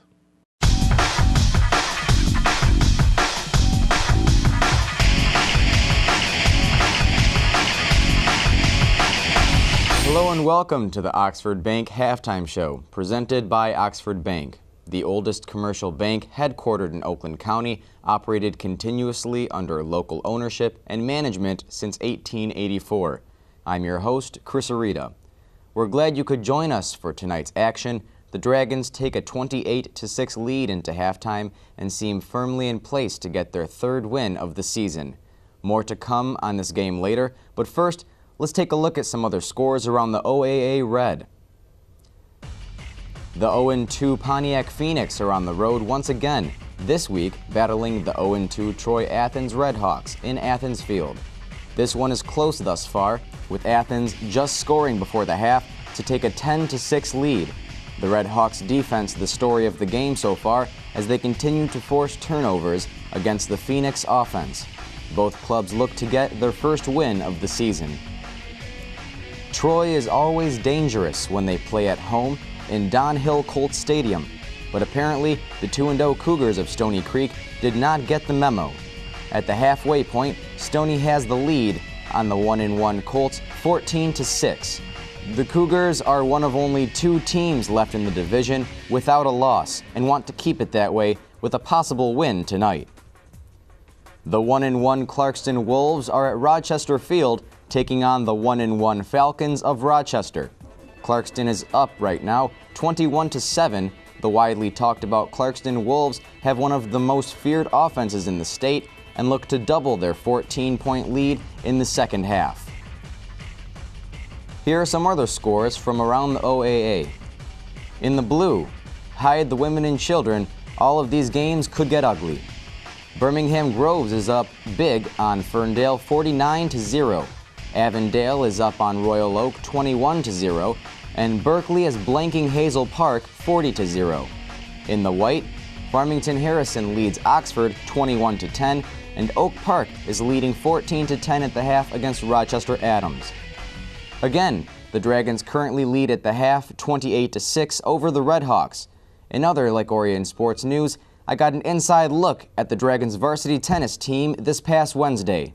The boys varsity tennis team took to their home court on September 10th for the first time this season. Their match against the rival Clarkston Wolves, of whom won the division in 2012 and posed a tough matchup for the Dragons. I caught up with a few players asking how they felt about the day's match and the season thus far. Pretty good. We've had 2 losses.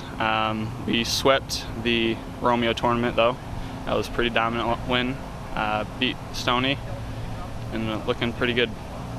Whenever I get a chance, I always pass on some experience.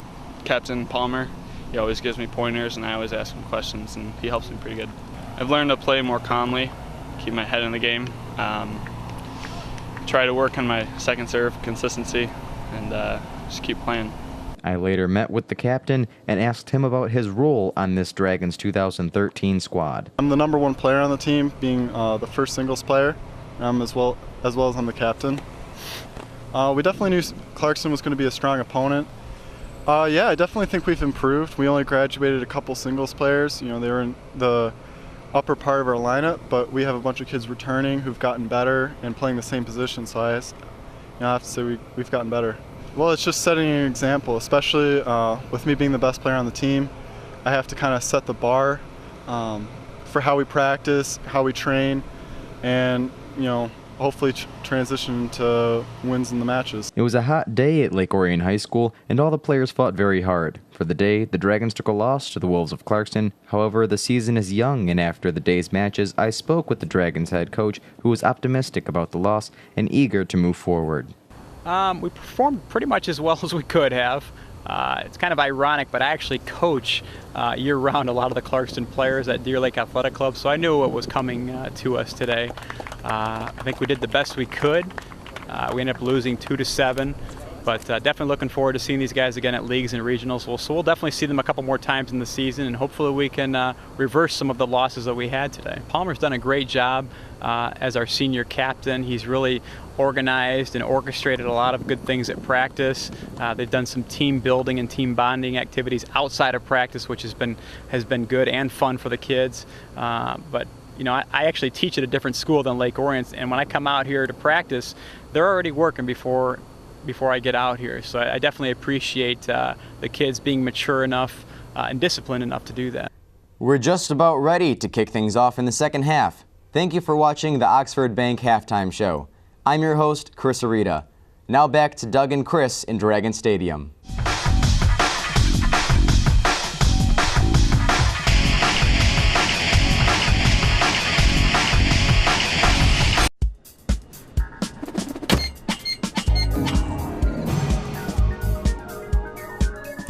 Video classes are now enrolling. Reserve your seat today. Call 248-693-3377. Studio and field production classes are available. Learn how to make your own television program and learn the basics of television production. Call 248-693-3377. A service of Orion Neighborhood Television. Just nearing the end of halftime, Lake Orion 28, West Bloomfield 6. Doug Corliss and Chris Fishing with you. Game 3 of the 2013 high school season. And this was all Lake Orion in the first quarter. And Chris, West Bloomfield started coming back somewhat in the second part of the second quarter. Yeah, they took advantage of a Lake Orion fumble on an exchange, quarterback center exchange. And they were able to take that ball and drive it and put 6 points on the board late in the second quarter. You know, you're right. I don't want to say it's a tale of two different quarters because, you know, Lake Orion certainly dominated that first quarter. But you know what? West Bloomfield, to their credit, they didn't let down. Lake Orion didn't score in the second quarter, and West Bloomfield scored 6 points. You know, they've got 160 yards. West Bloomfield does through the air, and on the flip side of that, they have no yards rushing. So they can move the football. They have moved the football, but they just haven't converted. So they had one turnover. Each team has had one turnover. Lake Orion on the other side, 241 yards total offense, 147 on the ground. Connor Grant's 5 of 9 for 94 yards through the air. You know, penalties were a big thing for West Bloomfield early on.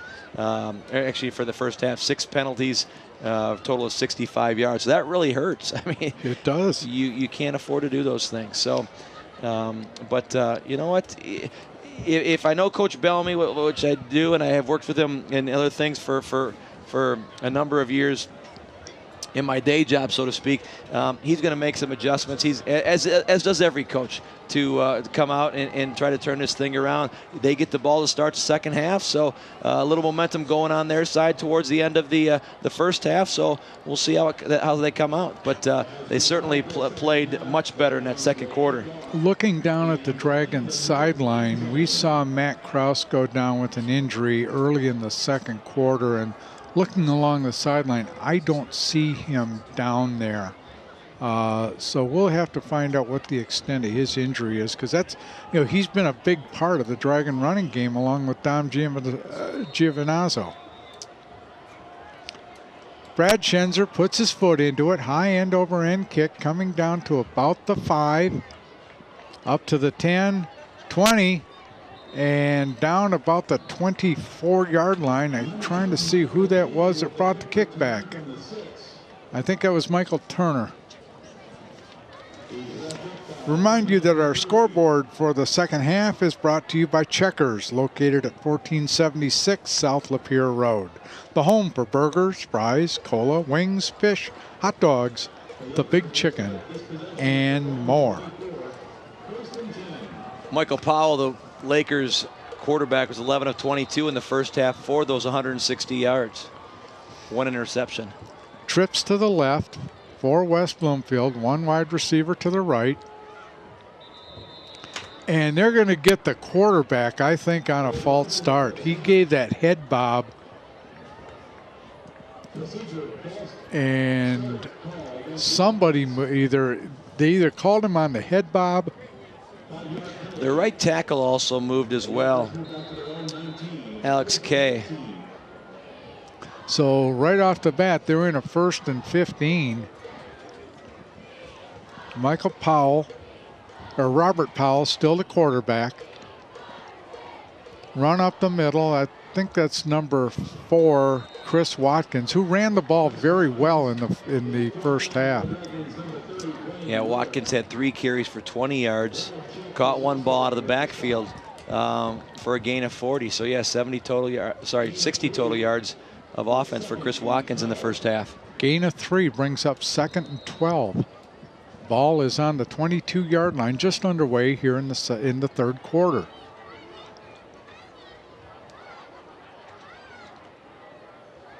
Double wide, double slot look for West Bloomfield. Motion coming across.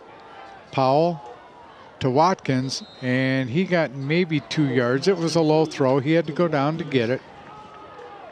So that'll bring up a 3rd, and we'll call it 9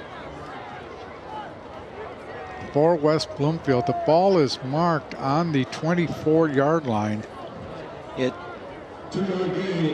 Number 4, Chris Watkins, just sneaks out of the backfield after that jet motion, goes the opposite way, and you know he didn't gain obviously the ball was incomplete, but that route was such that he was getting no depth downfield. His route just went to the line of scrimmage, and that's not going to get you much. Double wide, double slot. Powell throwing along the right side, incomplete. Intended for number 23, Marcus Mitchell.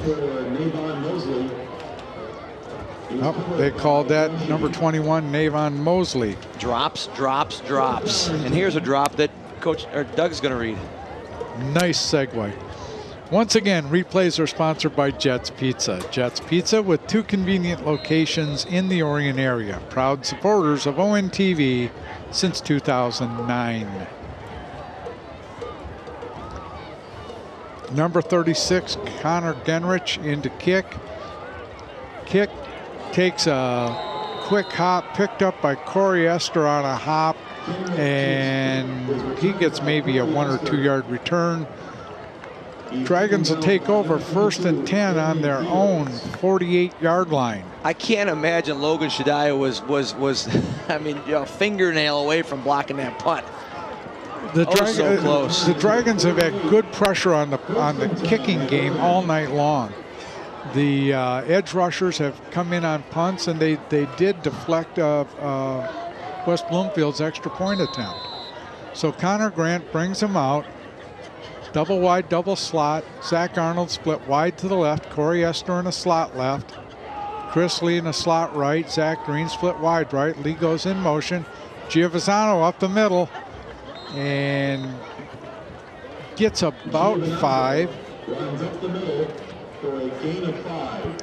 Dom carried the ball 10 times in the first half for 74 yards and a touchdown. Again, same thing we talked about the first half there. He's running the ball, and he's not being touched until 3-4 yards into the Lakers side of the football. Second and 5. Side of the ball, excuse me. 2nd and 5. Offense getting the calls from Coach Bell.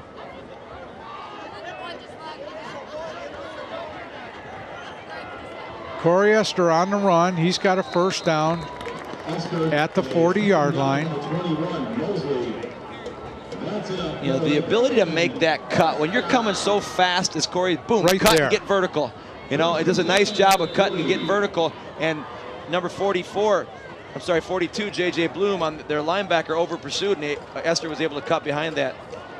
Chris Lee, he's got about 5, and not only was he able to cut upfield, he actually cut it back against the grain to go back the way he came. So they're giving him a gain of 4. It'll be 2nd and 6 for the Dragons from the 36-yard line. 9:10 left here in the 3rd quarter. Connor Grant under center. Dom Giovazano up the middle. He's got a 1st down at the 30-yard line. It's just going to pound the ball.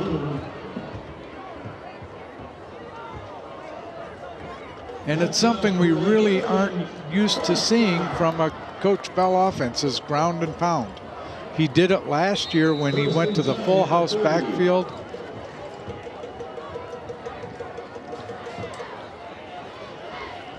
Bunch tight. Corey Esther with the ball. He's got a seam down to the 20, and it's another 1st down for the Dragons. Chris Lee's pleading his case for something. Little jet sweep with Dom Giovanazzo blocking out front. Zach Green doing a nice job out front on the perimeter. Dragons going hurry up. Tight look. Chris Lee comes in motion. Giovanazzo up the middle, gain of 6. Dragons look like they're going to go hurry up. Number 5, Matthew Curtis, comes in from his free safety spot, makes a nice stick. But Giovanazzo does a nice job of again, churning those legs and got an extra yard or so on the progress. Coach Bell and Coach Darren Tooley sending the signs in. Only one of them means anything. Chris Lee goes in motion. Corey Esther, 10-5, touchdown Lake Orion Dragons.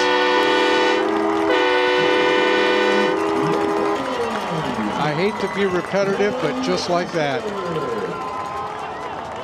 And it was the same thing. He came across and then had the speed to just go vertical. He's not touched until right there. Again, the offensive line is just doing a great job of those preventing that the front four from the Lakers of getting any contact on the ball carriers. Luke Belavacqua in for the extra point. Kyle Bell holding. Kick is down, kick is up, and the kick is good. 7:50 left here in the third quarter. The Dragons lead to West Bloomfield 35-6.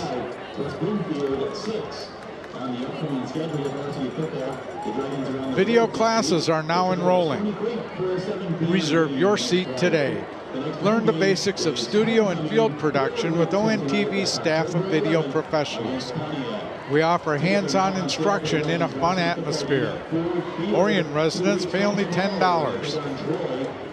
Call ONTV to find out more at 248-693-3377 or 248-393-1060, or visit our webpage at ONTV.org.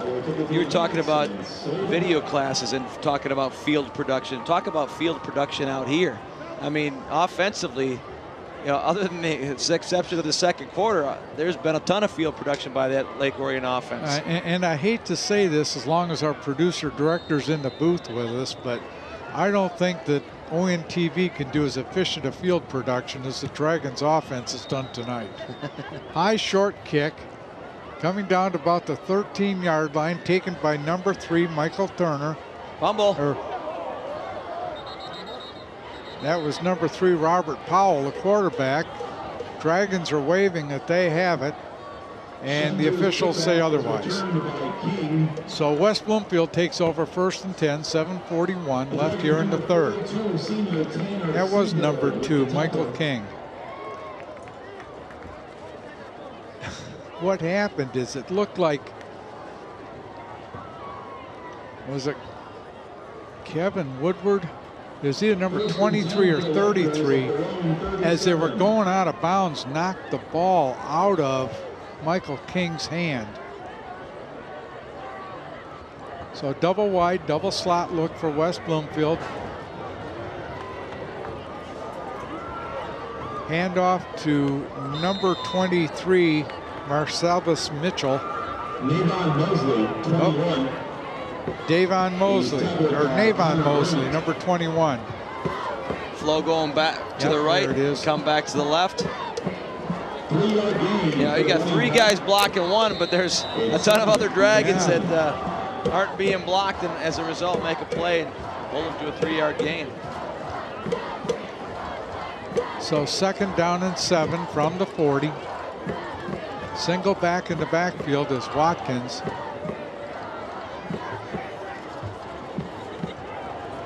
Powell rolling, looking, has King out on the flat, and Michael King has a first down close to midfield. And that's coming back because of a holding penalty. 51. Number 51, Kean Ritchie, had the hold, I believe, on number 50, Brad Check.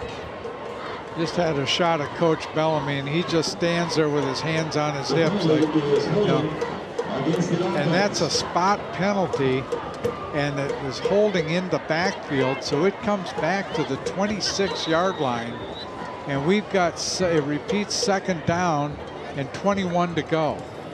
Second down from the 26.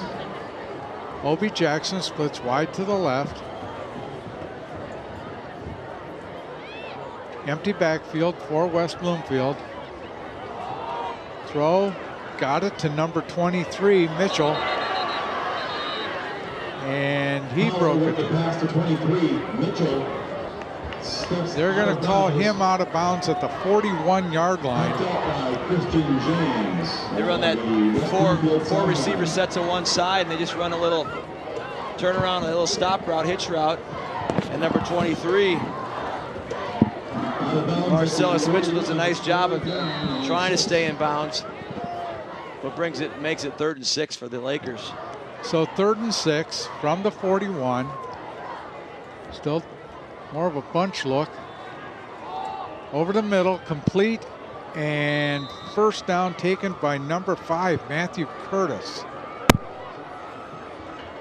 Power with the pass to number 6, Brighton. No, that was Brighton Najubu. Simple crossing route. Knowing where the sticks are, knowing where the first down marker is, just crossing route. I'm telling the difference between a 5 and a 6 by the guy up in the booth. So 1st and 10 for West Bloomfield. Obi Jackson again splits wide left. Throws over the middle, caught. First down. Number 6, Brighton Abiju. Powell threw the ball on his back shoulder that time and did a nice job of turning back for the football and making the catch. Nice catch going out, stretching out for the ball too. The Dragons have done a nice job of preventing or containing number 1, Obi Jackson, but number 6, Brighton Ajubu, has done a nice job of securing the football and catching the football. We got another penalty on the play. That looked like number 22, Dylan Fields. We'll check the flag. Coach Bellamy is, well, that's because it looks like it might be Obi Jackson. Oh, number 2, Michael King, is down and holding his left ankle. Against the offense. So not only do you get a holding penalty, you have your running back coming out of the game with what looks like an ankle. Chris Watkins comes in to take his place. So again, first down and 20. The ball spotted on the Lake Orion 46-yard line. First down from the 46. Trips to the right. Powell back, got rush, gets the screen off. Boy, we got. I was looking. I started looking back and missed the play. They're going to call him out of bounds inside the 20. Missed the play. You'll see right here at the bottom of your screen, number 51, holding. Looks like the heck. Out of Brandon Gashi. And the official's looking right at him, doesn't make the call, and Lakers get a nice big play on the screen to Chris Watkins. So 1st and 10 from the 19 for West Bloomfield.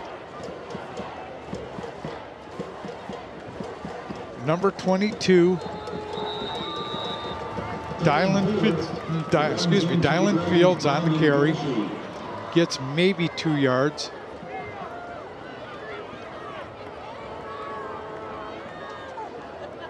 Gain of 1 at 2nd and 9. So 2nd and 9, 5 minutes left here in the 3rd. Ball's at the 18-yard line. This is certainly the type of drive the Lakers need to work their way back in the football game. Absolutely. Powell remains at quarterback. Fields came across and he stopped him and put him alongside of him in the running back position.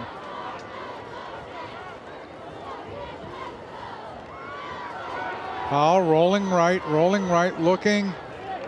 Incomplete. Broken up by number 9, Brad Chisholm.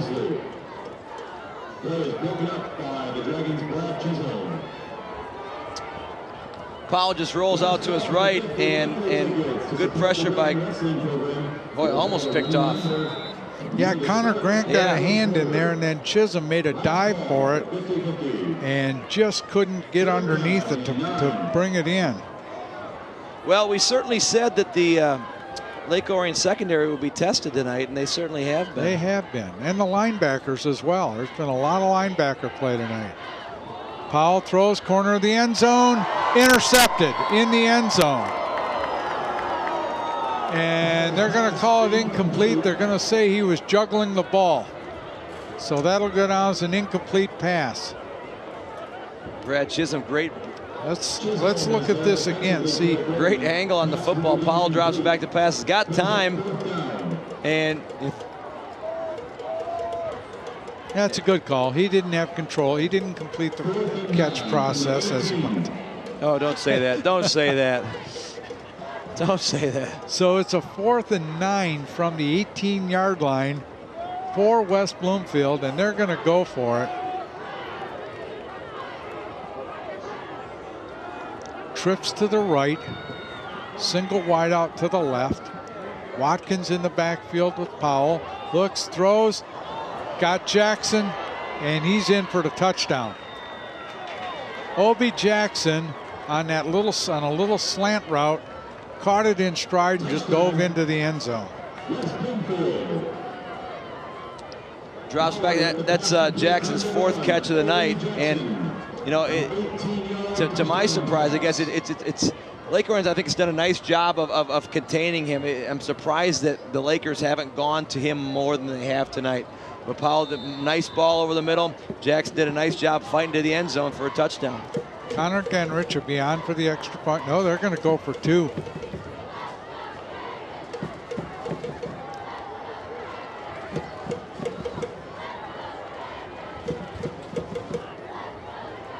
They're going for 2, make it a 3-score game. Trips to the left, and we have a flag thrown by the referee.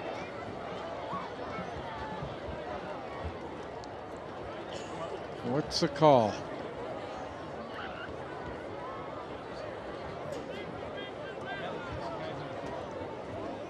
I didn't see the call.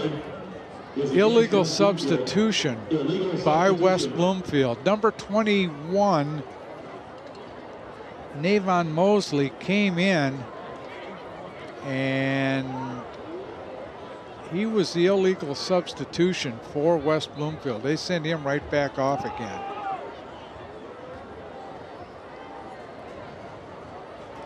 So Powell in the gun, and the play's blown dead again, and we have a false start by West Bloomfield. Yeah, we've seen this most of the night. Just when you think West Bloomfield's starting to get some momentum, they do something that kicks themselves in the tail. And again, good teams don't allow that to happen, and they build on that momentum. And unfortunately for the Lakers, that's happened to them a number of times tonight. This is a 2-point conversion they were going for. Now they changed their mind. They're going to kick. Genrich comes in. And this is going to be a 30-yard point after touchdown attempt. Powell's a holder. Kick is down, kick is up, and the kick is no good. So after all that, with 4:10 left here in the 3rd quarter, score Lake Orion 35, West Bloomfield 12.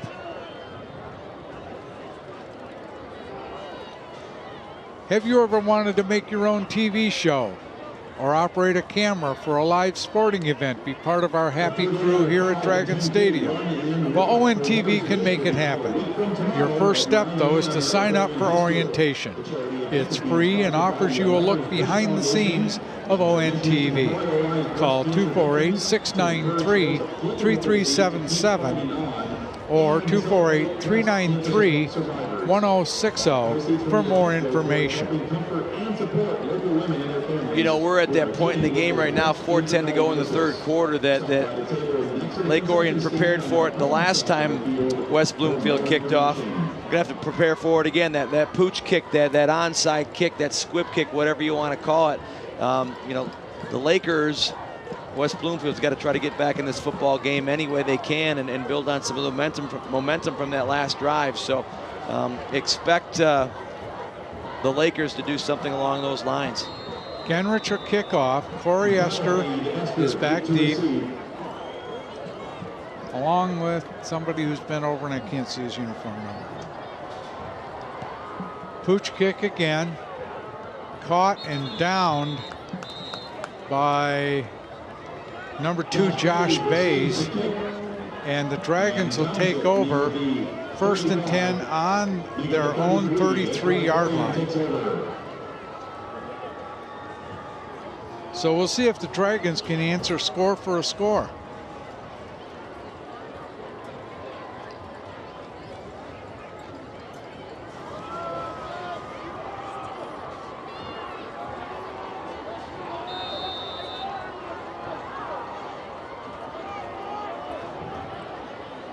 Connor Grant leads him out. Zach Green split wide to the right. Chris Lee in motion. Trying to see. Corey Esther on the carry, and he lost 2 yards. So that'll bring up a 2nd and 12 for the Dragons on the 34. Number 78, Eddie Wilson, left defensive tackle, does a nice job of obviously getting penetration. It's one of the few times we've seen interior penetration by that front 4 of the Lakers. Dom Giovinazzo up the middle. He got maybe 3. Bring up a 3rd down and 9 for the Dragons. And if West Bloomfield can hold the Dragons on this series, that's going to be huge for West Bloomfield. So 3rd and 9. Double wide, double slot look for the Dragons. Connor Grant looking, throwing back across, got Zach Arnold. He's got green grass. He's into West Bloomfield territory at the 33-yard line, but there's a flag back in Lake Orion territory at the 33. So we'll check out the hold or the penalty, and I probably let it slip. I think it's going to be a hold.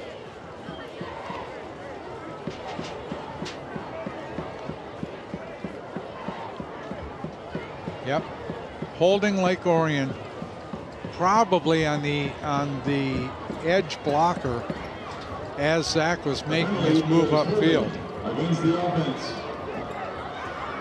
So that'll back them up 10. It'll make it repeat 3rd down and 19 to go. The ball be spotted on the 23. Lake Orion's 3 of 6 tonight on 3rd downs. That's their 4th penalty of the night. Trips to the right. Zach Green's the lone wide out to the left. I'm sorry, that's Zach Arnold, and Zach Green's on this side. Connor back, looking, got a screen set up to Dom Giovinazzo. He's got a head of steam up, and he's just shy of the 1st down. They're going to mark him down. They're going to give, I think he's going to have the 1st down. Let's see where they mark it. Let's see where they mark it. 1st down, Dragons. Good catch and run by Dom Giovinazzo.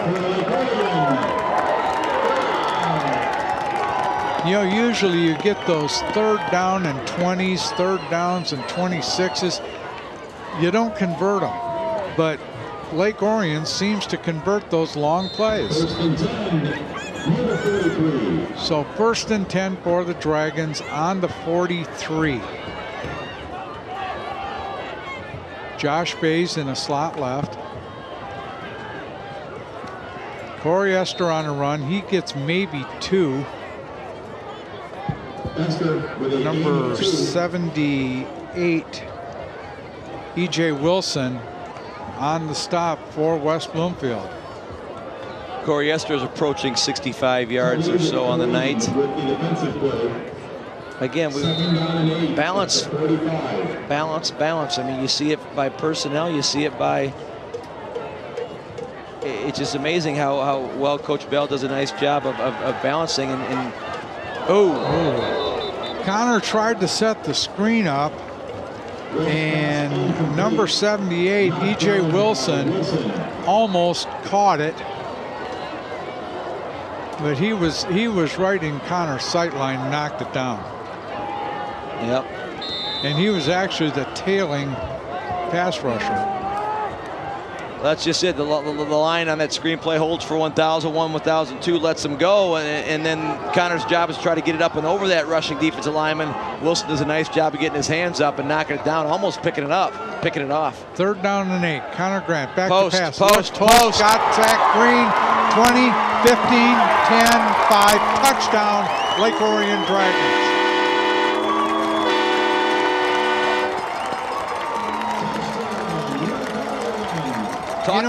You lull them in with the draws and the sprints and the slants and the jets, and then it's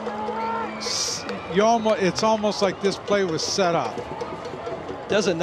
Connor does a nice job of throwing the ball, threading that needle between Jackson and the free safety there, and but it's all because Bays was able to get inside Jackson on the corner, that Grant was able to throw that ball, thread that ball through the needle. Well done, well thrown. But you talk about momentum. Just the play before a couple of plays before was 3rd and 19. Giovinazzo gets a first down on the screen. Second down here. The Lakers have a chance to pick it off and change momentum going that way and secure the football. They don't, and next play, 60 yards for a touchdown. Point after by Belavacqua is good. 2:11 left in the 3rd quarter. Lake Orion 42, West Bloomfield 12. Did I say Bays, not Green? I said you Bays. Did say I'm Bays. sorry, it was Green. I apologize. I wouldn't worry, but I've made enough mistakes tonight for both of us, so I don't feel bad about that one. So Dragons a kickoff. West Bloomfield sending number 22, Dalen Fields.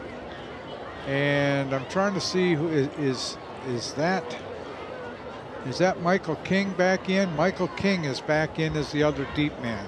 It's good to see him back. He had a good half of football in the first half. Brad Schenzer will kick off.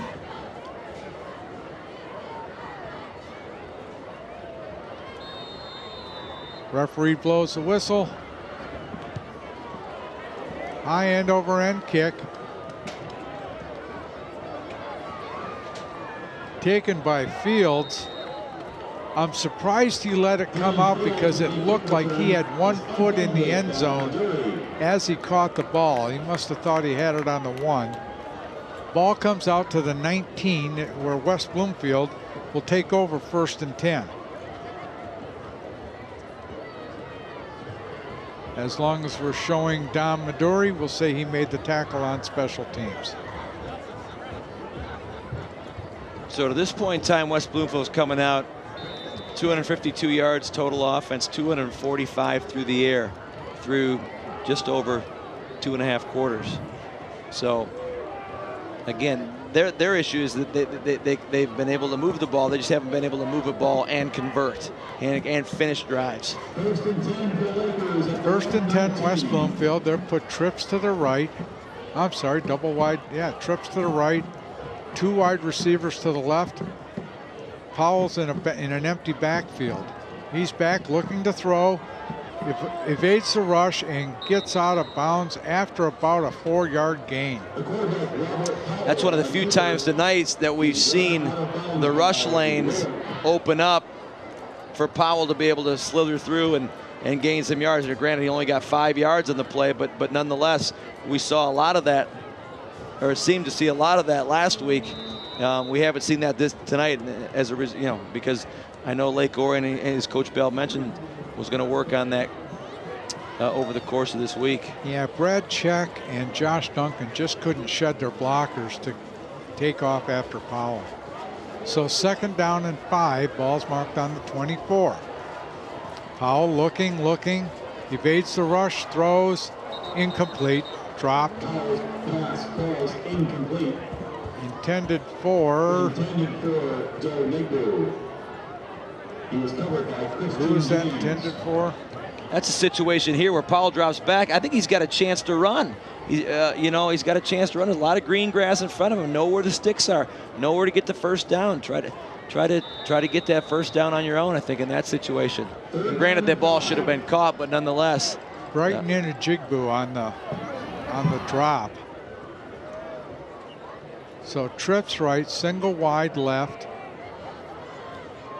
for Powell. He's in the gun. Looks, got pressure, rolling left. He's going to run. Dodges one set of tackler and is taken down at the 30. He picked up a first down on that. So 2 plays in a row now. Well, 2 out of the last 3 plays, Powell's been able to escape pressure. And as you see, when he's able to, when they're able to, good things happen for the Lakers. So first and 10 for West Bloomfield.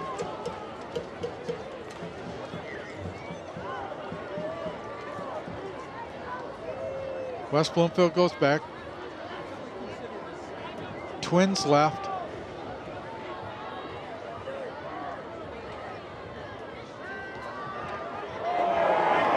Trent Elkins. Wow. Good pursuit, good sack. Let's go down to our sideline reporter, Kevin McCormick.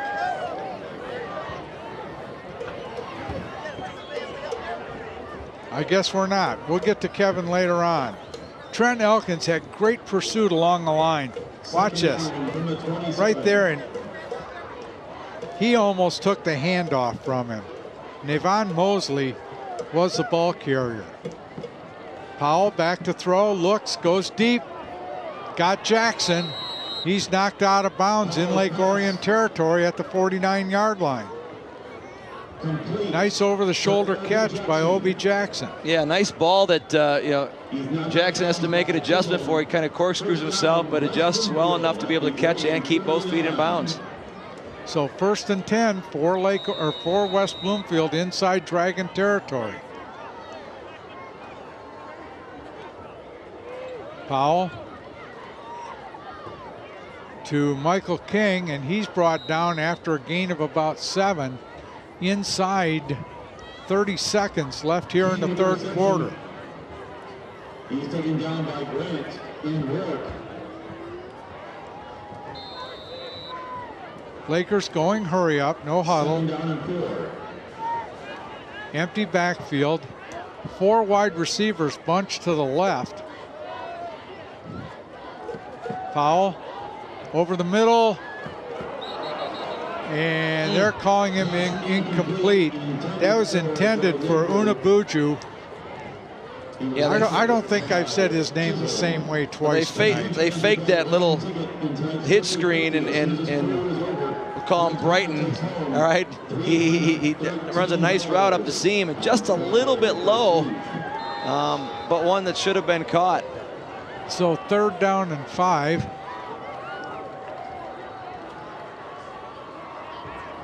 Jackson comes wide left.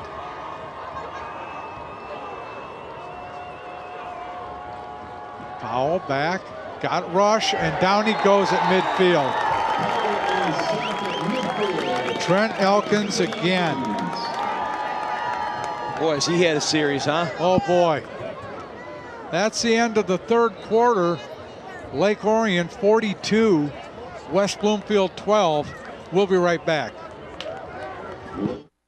Please remember that CFL bulbs, those curly, energy-efficient light bulbs everybody is using to save electricity, shouldn't be thrown away in your trash. Neither should batteries or home medical sharps. You can check with your local community to see where they can be recycled. Some retailers will allow you to bring them in for recycling. You can also order simple kits online that allow you to collect your recyclables and simply mail them away to be properly recycled. This green tip was brought to you by your friends at Waste Management. Right at the start of the fourth quarter, let's go down to our sideline reporter, Kevin McCormick. Guys, at the beginning of the second half, 2 things that Coach Bell wanted to focus on were using the slot receivers to attack the defense and also ball security. I think with the play for the touchdown earlier, we're seeing them use that tactic. And of course, there's not been any fumbles by Lake Orion in the game, so they're holding on to the ball very securely. That's what I'm hearing down here right now. Thanks, Kevin. It'll be a 4th down and 11 for West Bloomfield when play resumes.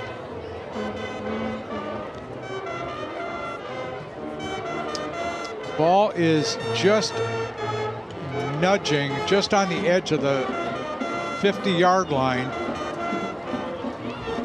West Bloomfield 1 of 2 on 4th down tonight. A little confusion who's going to line up where. As the fourth quarter begins, it's 4th and 11 at the 50.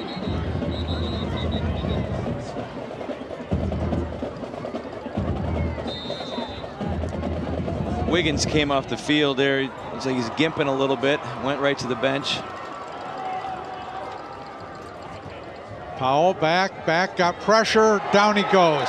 What a series by Trent Elkins. Wow. He was everywhere. 2 sacks and a tackle for a loss. And now you realize how huge that is. There's Trent with the sack, because the field position that Lake Orion gains by that 4th down sack. They've got the ball 1st and 10 on West Bloomfield's 43-yard line.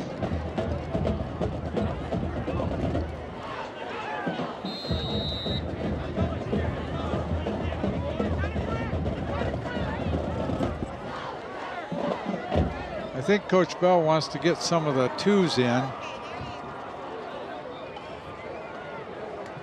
Josh Bay's in at 1 wide receiver. Kyle Bell's coming in at quarterback.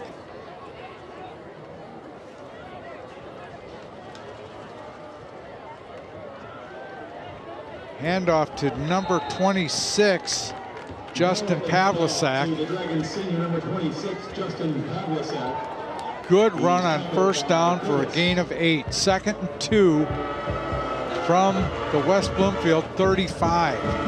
Just underway in the 4th. Lake Orion up 42-12. Doug Corliss, Chris Frisching, bringing you game 3 of the 2013 season. Dragons go to Stony Creek next Friday night. Should be a good one. Looks like it may be 2 undefeated teams. Kyle Bell's at quarterback. Ball's handed off. Number 10, that's Zach Serzo. And I don't think he got the 1st down. The head linesman's showing about 1.5 yards short. So it'll be 3rd down and a long 1 for the Dragons. We'll try to set who's in and who's out. Pavlicek is the running back. Serzo's in one of the slot positions. Number 20, Drew Casey, is in at a slot. Josh Bays split wide left.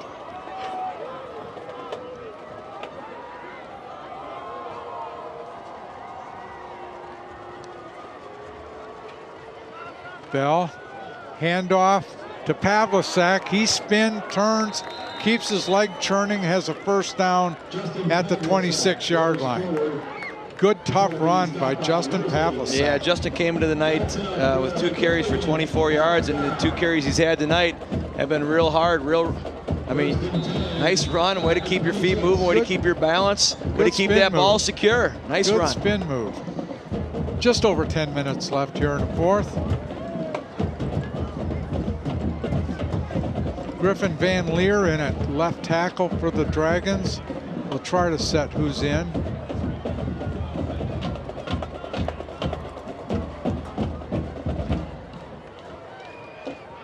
Serzo. Another good run.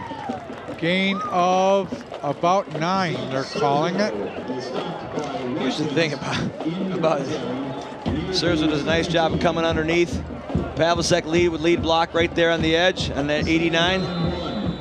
and Surzo's not getting touched again until 3 yards downfield. He's not a big guy. They got him listed at 5'7", 160, but he broke a couple tackles with some pretty big guys in there.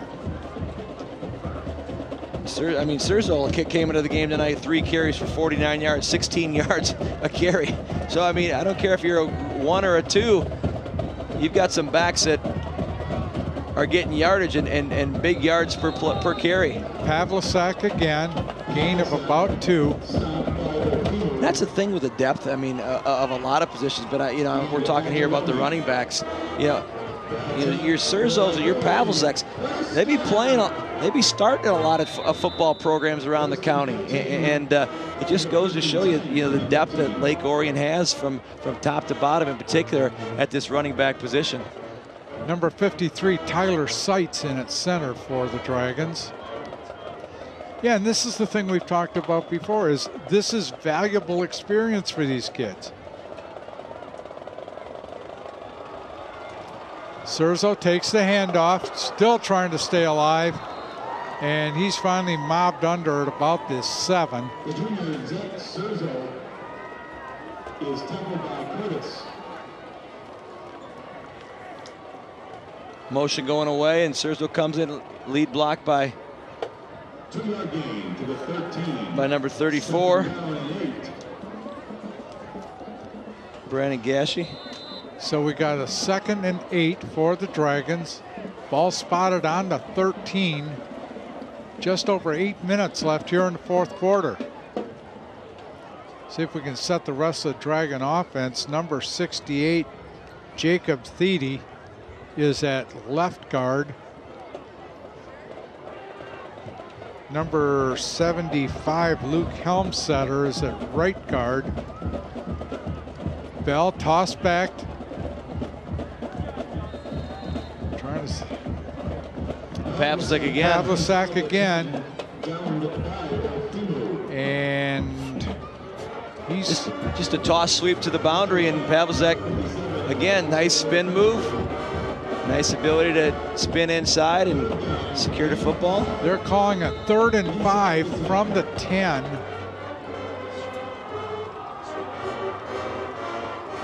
And don't think for a minute these guys wouldn't like to score. They'd like to push it in. Bell's a quarterback. Pavlicek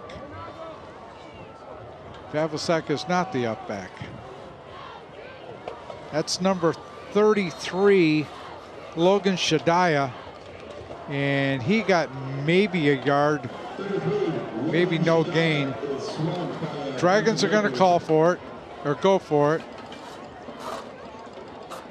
Simple inside trap at number 57. Number 57 for the Lakers, Chris Ajune, there to make the stop. I would hope by now that Kyle Bell knows the offensive signs that Coach Bell's sending in. Been around it a few years, you think? A little bit. 4th and 5 for the Dragons. Kyle Bell rolling right, running, tucks. I don't think he made it. He got it down to about the 7. So West Bloomfield takes over on downs. They're going to call it 1st and 10 from the 6. 6:14 left here in the 4th. That was just a keep all the way. Kyle was going to hold on to it and try to get what he can get, keep that clock running, and no need to put it up in the air, being up 30. Just trying to get what he can get, but nonetheless a turnover on downs for the Dragons. Josh Mays did a good job on that. He blocked his man, but when it turned around and he was at the defender's back, he backed off rather than get called for that block in the back.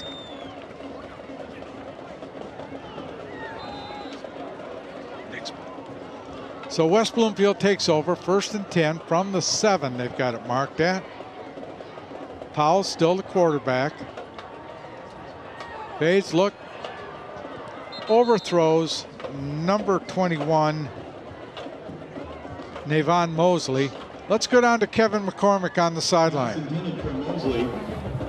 Guys, injury update here. Jalen Wiggins, number 13, looks like he's suffered some kind of left knee injury. Not clear yet to the extent of the injury. And then number 44, Mike Heath, injured his ankle earlier in the game, and he's been out pretty much the whole second half. So that's all we've got right now, but I doubt that either one of them will be back in the game for the rest of the game. Okay, thanks for that, Kevin. 2nd down and 10. Inside handoff. That's number 28, Darian Sanders. He's got maybe 2 yards. It'll be 3rd and long for West Bloomfield. Just under 6 minutes left here in the 4th. The Dragons up by 30. Interesting that there's not a lot of urgency on the Lakers side of the football. They're kind of going through the plays and signaling the plays and calling the plays and not really pressing the envelope, so to speak. So Lake Orion making some changes on the defense. Number 25, Austin Taylor, in at a corner. We'll try to set the rest of them as play goes along. Powell rolling, looking, pressure, hit as he throws, and just misses Michael King. Tanner Siebold lays the lumber to Powell as he let that ball go. And Powell's feeling it.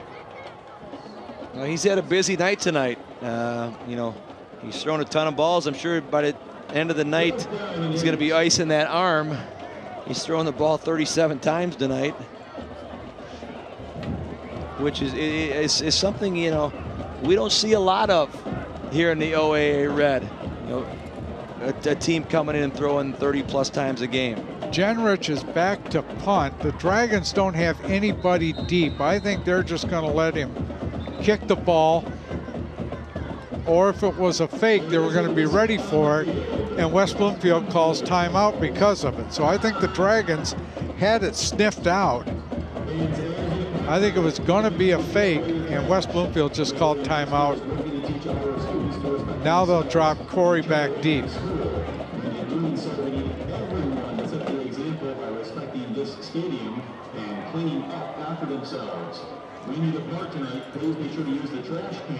Interesting the way that the game is developed tonight, in that Lake Orion got out to quick start in the first quarter, got out to a quick start in the third quarter, really has done nothing in the second and fourth quarters. So it's good to come out of the start of a game and come out of the halftime with those quick starts, and as a result, you know, Dragons being up 30, nice comfortable lead to be a part of. West Bloomfield has 4th and 8 from the 9. Genrich in the end zone. Dragons have no one deep, and that's a terrible kick. That goes out of bounds on the 11-yard line. I'm sorry, the 16. That is a 7-yard kick. That will kind of ruin your punting average. The Dragons are going to take over 1st and 10 from the 16-yard line. 5:08 left in the game.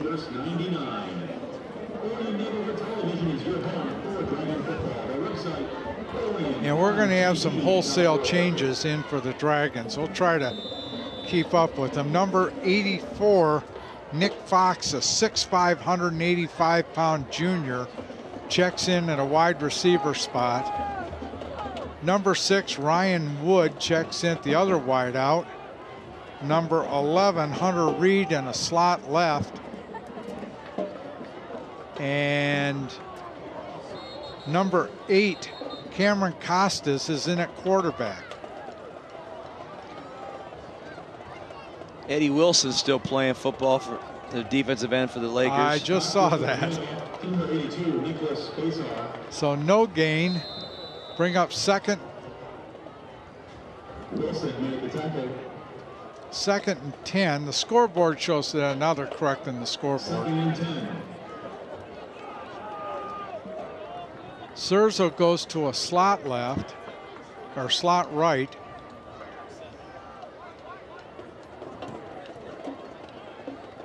Serzo on the carry. He gets inside the 15, and a flag is thrown, and it's going to be illegal shift by the Dragons. So that'll come back.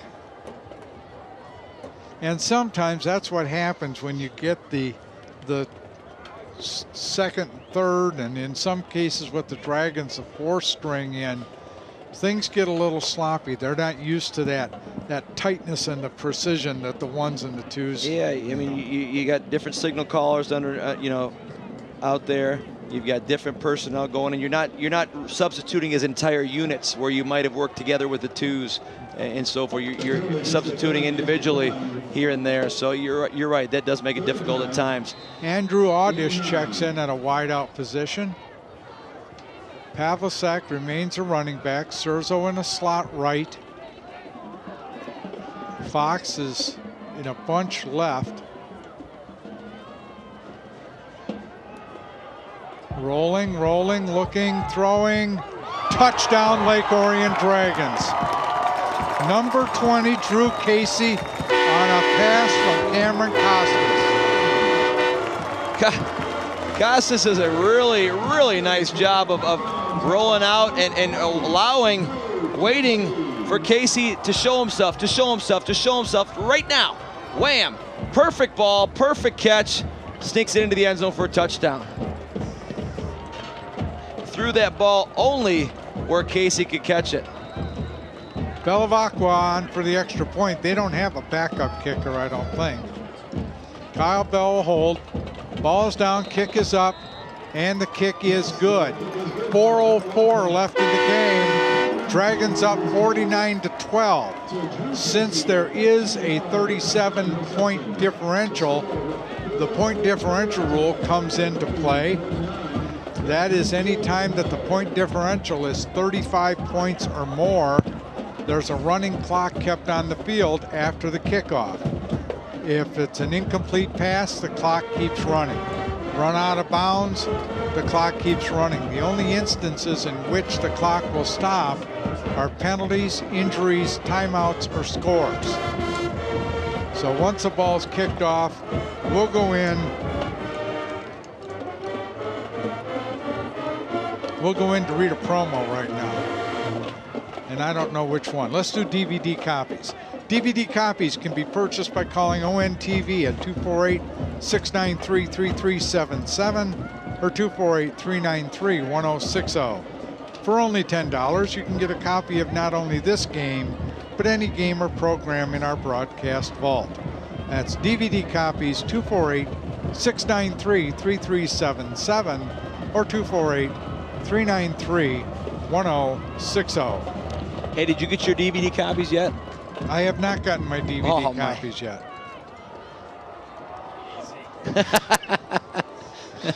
From that retort that we just got, I doubt we're going to be getting them either. I said that for a reason. All right.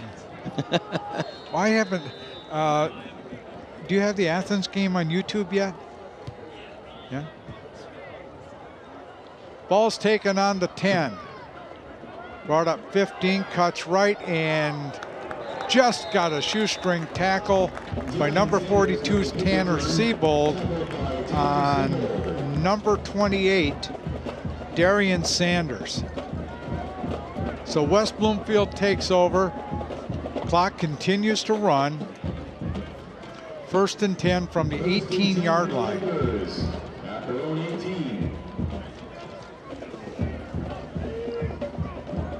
We saw a lot tonight. I mean, we saw a very potent offense offensively for the Dragons. I mean, we saw some good things on defense. Yeah, you look at the stats and you'll say, boy, Lake Orion gave up a lot of passing yards. But you know what? That's what West Bloomfield does.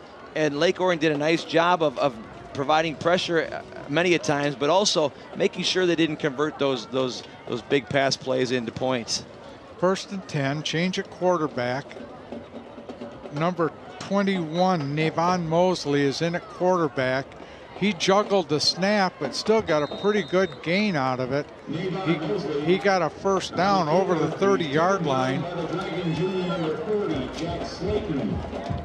It's that Wildcat look there again that they've run a couple times tonight. Does a nice job of running the football. That's Mosley's 4th carry tonight. Same thing, kept the feet moving.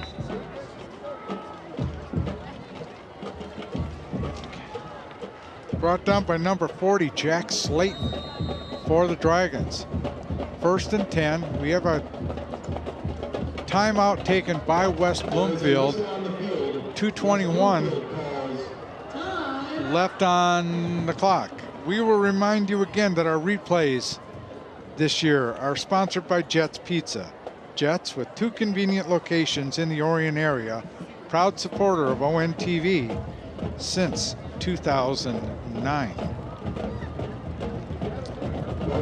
Also, make sure you go mobile with ONTV anytime. Follow us on Facebook, Twitter, and YouTube on your mobile devices.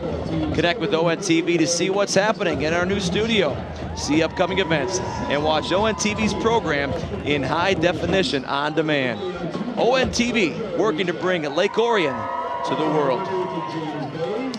1st and 10 for West Bloomfield from the 30, 2:21 left in the game. Well, you can hear that horn way up here too, can't you? Oh boy, no kidding.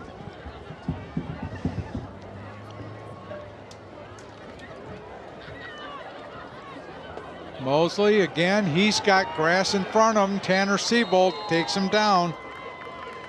Mosley. Good run by Mosley. He's got quick feet. He does. You know, it's that direct snap, that Wildcat, and they just run off tackle outside. He's able to secure the edge and a big first down. I made a mistake earlier. That's now his 7th carry on the night. 1st and 10 West Bloomfield from the 32-yard line. Ordinarily, they'd stop the clock to reset the chains, but under the point differential rule, the clock keeps running. We've mentioned it before. If you're the one on the back side of the point differential, it's awful hard to come back. Handoff coming wide.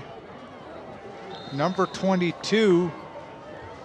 Fields is taken down. Dalen Fields. 39, Cameron Hudson. Brought down by number 39, Cameron Hudson, for the Dragons. Gain of 9, 2nd down and 1 at the 23. 2nd and 1, ball spotted on the 23-yard line. Under a minute left in the game. Fields at quarterback.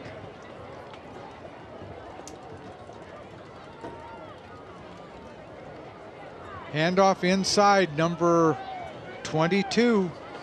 That's 22. Dylan Fields. Goes forward for the Lakers.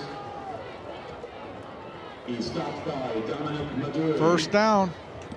First down, West Bloomfield at the 16.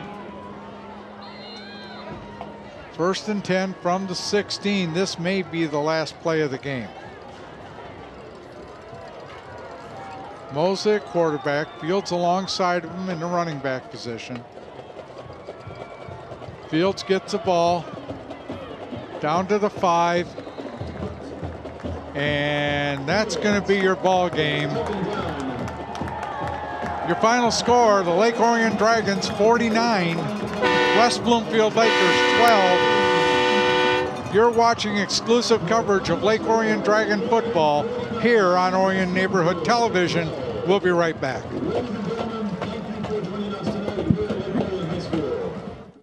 3 students were in the hospital this past weekend. 2 honor roll students were hospitalized last night. 5 local students lost their college scholarships last night. Another local high school student has passed away. Another 3 dead. Claimed the life of another local teenager. The cause? Alcohol. Alcohol. I don't want to be another number. I don't want to be another number. I don't want to be another number. I don't want to be another number. I don't want to be another number. I don't want to be just another number.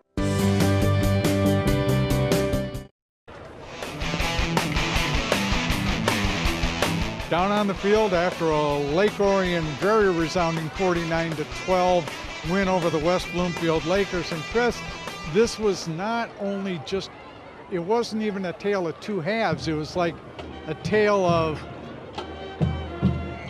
a quarter and a half and then the rest of the game. Yeah, first quarter, what a way to great start the game 28-0. I mean, they didn't score in the second quarter. They came out, got gangbusters again in the third quarter and put on 14 on the board. So the ability to get off to fast starts in both those halves have really set the tone for the game tonight. And Lake Orion really didn't put the ball in the air a lot, but when it did, they counted. Connor Grant was very efficient tonight. He was. I'm looking at the stats right now, 7 of 12 for 169 yards and a touchdown. Overall, 239 yards on the ground. So back to, there's some decent balance there. 239 on the ground, 169 in the air. That's what we talk about. A defense can't go into playing Lake Orion's offense and expect to stop one guy, because there's multiple guys, as we've talked about, that they've got to stop. Coach Bell joins us. Thank you. Congratulations on a win. We were just talking, it wasn't even a story of two halves. You came out and absolutely dominated the first quarter and a half, and then it was kind of even from there on out. Yeah, proud of the guys. We came out, we started fast, and we talked about that. Start fast and play great defense to start. Big drive, obviously big kick return. The first drive to stick it in there, and then to hold them and keep it rolling. Scored 28 points in the first quarter was tremendous. Then the second quarter, I thought we played pretty well, except for we made 4 mistakes. We had 2 holding penalties. We had the turnover. We had a fumbled snap. And then we also had a miscommunication with a receiver. We communicated one route on 3rd and 7, and he ran a different one. So it's just 4 mistakes in the second half, but that kept us from getting on the board. But proud of the guys how they came back in the third quarter. We talk about effort and enthusiasm to start the third quarter, and they really did a great job. Got back on the board and really put this thing away. So defense played great. Everybody who stepped on the field did a nice job. Yeah, you talked last week at the end of the game about you wanted to be better with your containing your pass rush lanes. And I thought tonight, Powell, you did a nice job of containing Powell. He wasn't able to scramble as well as I think Musat did last week. And last week he didn't have a lot of yards, but he was able to make plays. I thought you did a nice job of containing Powell. But we said at the outset too that we thought your secondary would be tested, and they certainly were tonight. But I thought you did a nice job. They got a lot of yards through the air, but yet they didn't convert. They didn't finish drives. A lot of those yards were done from the 20 to 20. Talk about your secondary and the work that they put in tonight. Well, defensive line, as you said, played much better. I thought Trent Elkins played his best game of the season. He's getting off the ball. He's making plays. So we were real solid up front. In the secondary, I thought they made some plays. They're doing a good job of staying on top. There were a couple times when their receiver, beat Jalen a couple times. So Jalen's in good position. That was a great matchup. Jalen, there's a couple times he's right in his hip pocket, doing all he can. But also too, some of the depths of our safeties. We were giving them a little bit too much respect. We need to be a little bit tighter. So we can get there and help the corners sometimes when we're bumping and running like that. So a lot of good things to learn from. That's a good thing, is they made some plays, but now we can learn from that, and we're going to be much better next time around. But overall, like you said, we talk about staying on top and make sure we corral the football and get the ball on the ground so we can line up and play again. So the defense has been tremendous from where we were week 1 to where we are now. And what I saw out of West Bloomfield on film, there's a couple sleepless nights watching that thing. How are we going to stop these guys? And for our defense to come out and dominate in the way that we did was tremendous. Stony Creek next week. Going in tonight, you were tied for the division lead. Stony Creek coming up. Stony Creek's this has been their year, that they've thought, they have a great group of kids that's been coming up, been successful as freshmen and JVs, and we're solid as juniors. Now they're seniors, so they've really been building for this year. They've got some very good players. They're well coached. It's going to be a great environment and a great football game over there, and another very good test for us. Let's go on the road. We're going to play. Hopefully, we're going to play in several big games, and So I like the preparation we've had the first 3. We've already proven we can go on the road and win a big game, and a lot of these guys have been there before, so we're looking forward to it. Thanks for the time. Good luck next week. Thank you. Congratulations. Good job. Thank you. And that'll about wrap it up from the field for Chris Frisching, our producer-director Ian Locke, our sideline reporter Kevin McCormick, and our entire ONTV crew. I'm Doug Corliss. Good night, everyone.